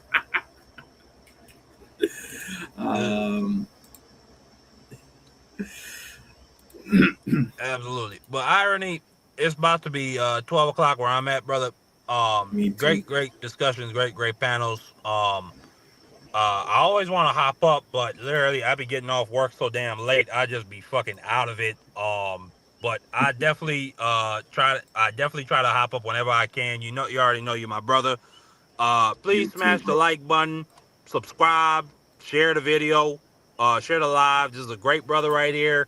He's not out here showing his ass. He's just up here talking some good sports, some good politics, just having good conversations, man. And he's a man of faith, a man of God, a decent brother. So shout out to Irony Thank you, man. Boxing. Yeah, thank you for letting me come up here and honor Michael Joseph's life. And thank you Yes. for letting me geek out on history and politics for about 2 hours. So I Oh man, you're appreciate you. preaching to the choir. You're talking to another history geek right here. So I appreciate you, and everybody follow that this guy right here. Put your channel. I put it already, but just put it just in case if you would like, brother. And that was beautiful. It was a pleasure having you, man. God bless you, and your beautiful family and community, bro. I mean that. All right, thank you so much, brother. You take it easy, okay? You too, brother. Thank you. That was my brother Marky Dan. His channel's name is The Democracy Briefing.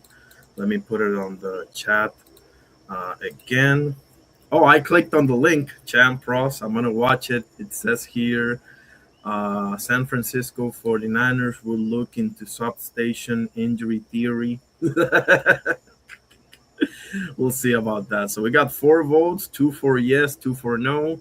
And on the other format, 3 votes, 2 for no, 1 for yes. I'll be the asshole and I'll say yes. Uh,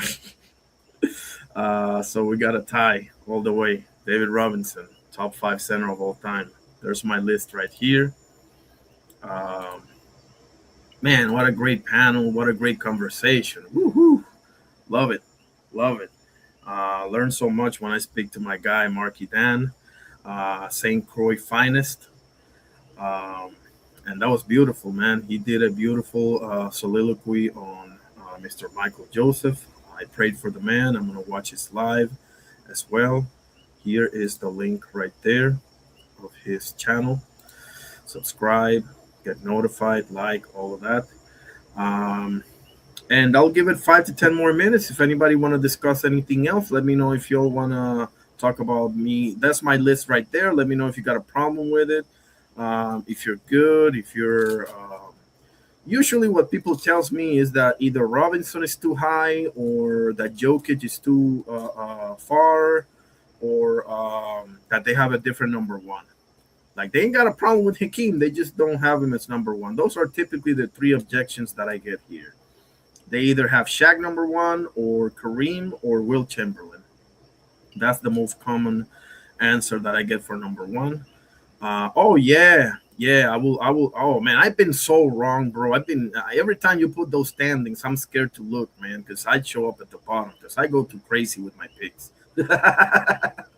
But yeah, I'll definitely pop in and make picks. And everybody check him out too. Check out Champ Ross right there. He does picks for the weekend on boxing, and great fella right here. So yeah, I'll give it 5 to 10 more minutes. If anybody want to discuss anything in the chat about boxing, history, politics, Catholicism, I mean, you name it. I mean, I gotta get back to Catholicism and theology, man, because I really love that. So I may or may not be able to answer a question about that, but when it comes to sports, history, politics, I'll probably be able to answer. Oh, right back at you, Champ Ross. So let me know what you think about my list. If you like it, if you hate it, in between, who you have number one, who you have, because number 10 to me wasn't easy. Like I had Dwight Howard, Bill Walton. Alonso Mourning wasn't going to make the cut, all due respect. George Mikan, he should be in the honorable mentions basket, and Mutombo as well, Dikembe Mutombo, because Mutombo was always missing that offensive element. Like he could take over a game like nobody on defense, but he's just missed. Like I can't give you the nod over Dwight because Dwight, not for nothing, I know I'll get at least 20 points for him, from him.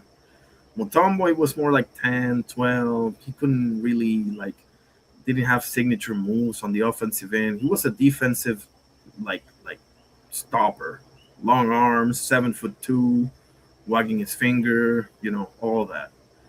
Oh, and I understand that he passed away, so rest in peace, Dikembe Mutombo, to the great Dikembe Mutombo. A lot of people tell me that, Champ Ross. He says, I think Moses Malone has been disrespected for years. He did have a game with like 1,000,000 rebounds. I think he has the record for most rebounds in a single game or something like that. He was the first. Ross, was he the first guy to ever go straight out of high school to the NBA? I believe so, right? It was either him. It wasn't KG. It wasn't Kobe either. It wasn't. What's this other guy named? It wasn't Jermaine O'Neal either. It wasn't. No, I'm pretty sure it was Moses. Oh, Oscar Robertson, the big O. Yeah, he's underrated too. I agree with that. Very underrated. He should be mentioned on the same breath as LeBron, Durant, Magic, Pippen, the greatest of the greats at the 3 position. Bird. Yeah, for sure. Kawhi Leonard. Yeah. He was putting up triple doubles before it was a thing to put up triple doubles, right, Champ Ross?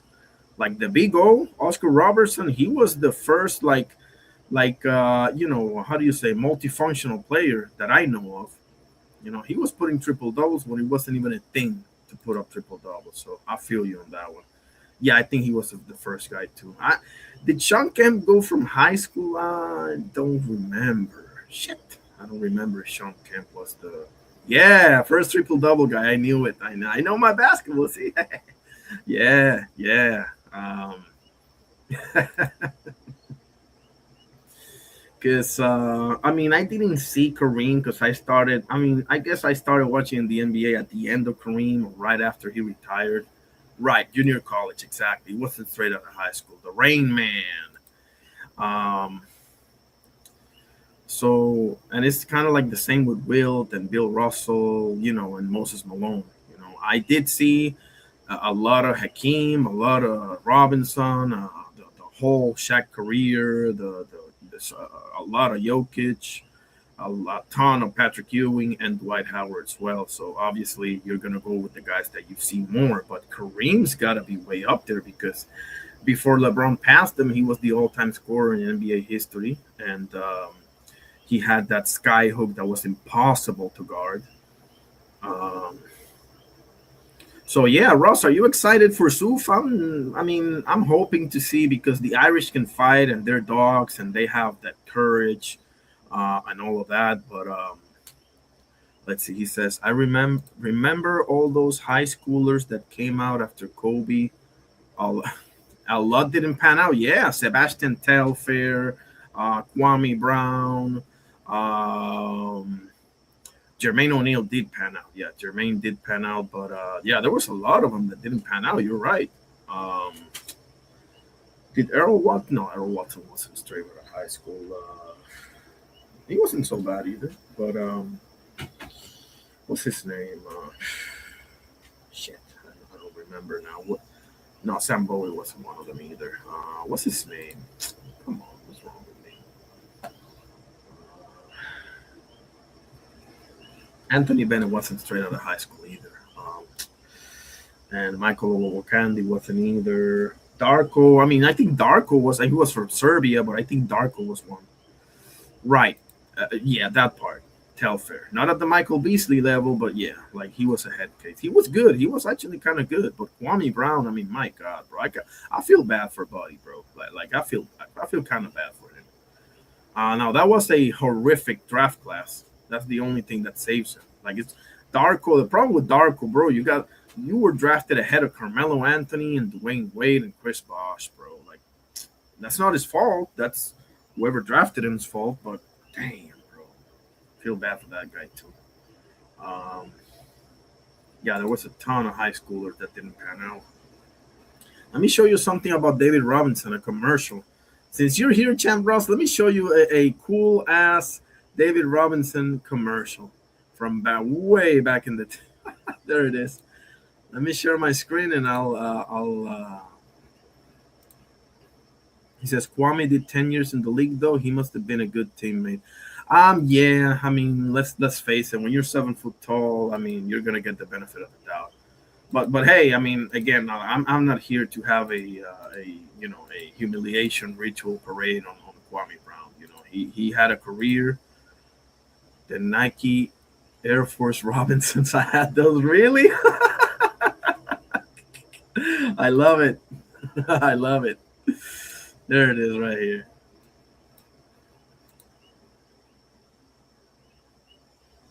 When we drafted Tim Duncan, I invited him to my home to get ready for the season. He was learning so much.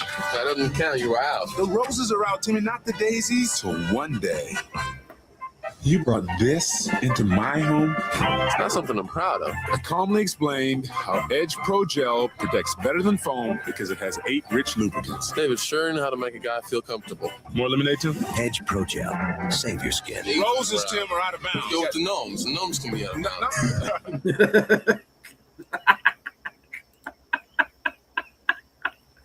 Look at this guy. Look at that physique, bro. Like that man was made in a lab somewhere, bro. Come on, bro. Greatest physique in NBA history. Edge Pro Gel. Not the daisies. Oh my God. So there you'll have it, folks. Navy strong, yes, sir. He went to the U.S. Naval Academy, graduated in 1987, served for 2 years, went to the NBA in 1990, became Rookie of the Year, and the rest is history. There you have it. 10-time All-Star, 10-time All-NBA team, 8 times All Defensive. That's probably the hardest to achieve out of them all. 2-time NBA champion, 1 MVP, and 1 Defensive Player of the Year. Come on. And the only reason why he doesn't have more Defensive Player of the Years is because in his time it was Dikembe Mutombo and Hakeem Olajuwon as well, not to mention Scottie Pippen. So it was a very defense-oriented league. But otherwise, this man would have had at least 5 Defensive Player of the Year awards. Come on, come on. Some people think I have him too high. I beg to differ. But hey, I am known for going crazy with my takes, so this may be one.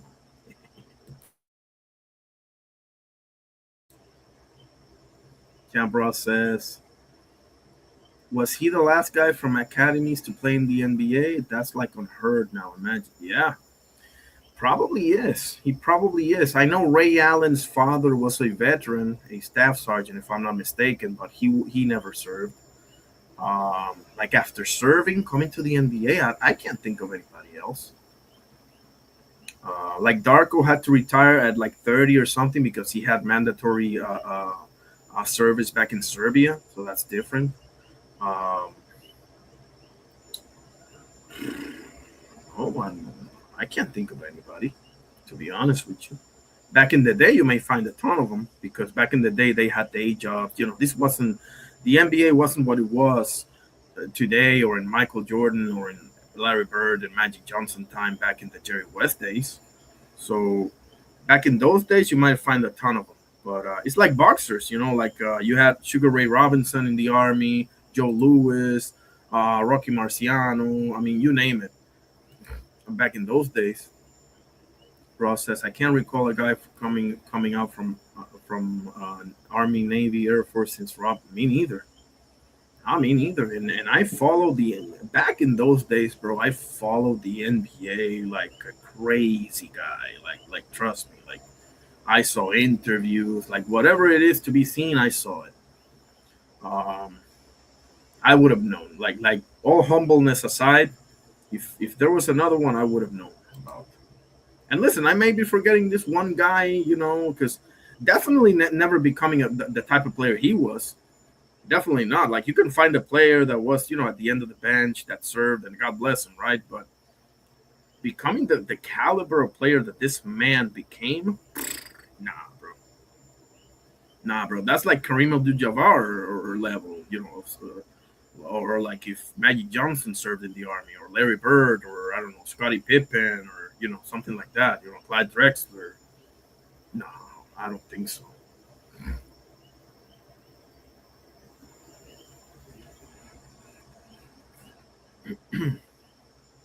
That's a great point.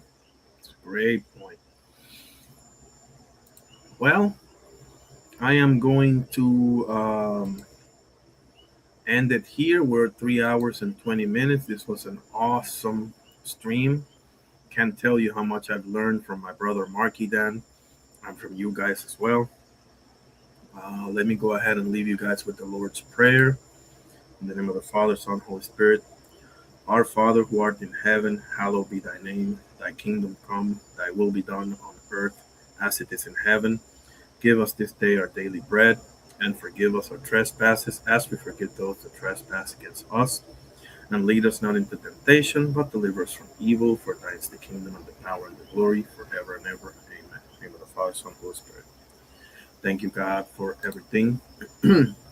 Shout out to Marky Dan. Absolutely. I got your live right here that I'm going to start watching.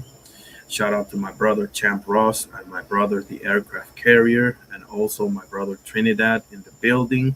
We had such a pleasant surprise today with the esteemed lady called Jap Queen Boxing pulling up and saying, yo, there it is. Yo, love Jab Queen Boxing. Everybody subscribe to that channel. She covers boxing. I think she goes live 2 or 3 times in the week. Awesome boxing channel right there. Jab Queen Boxing. She does interviews.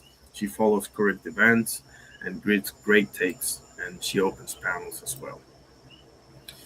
Appreciate you, Brother Ross. And may the Lord bless you and your beautiful family and community as well. Absolutely. And that's it, fellas. Tomorrow in the morning, I think I'm going to go live again. I'm pretty sure because I want to do a show about, I forgot about it now, but I'm going to do a tribute show on the morning probably. So be on the lookout for that. And until then, we'll see you soon, fellas. Peace out. God bless you all.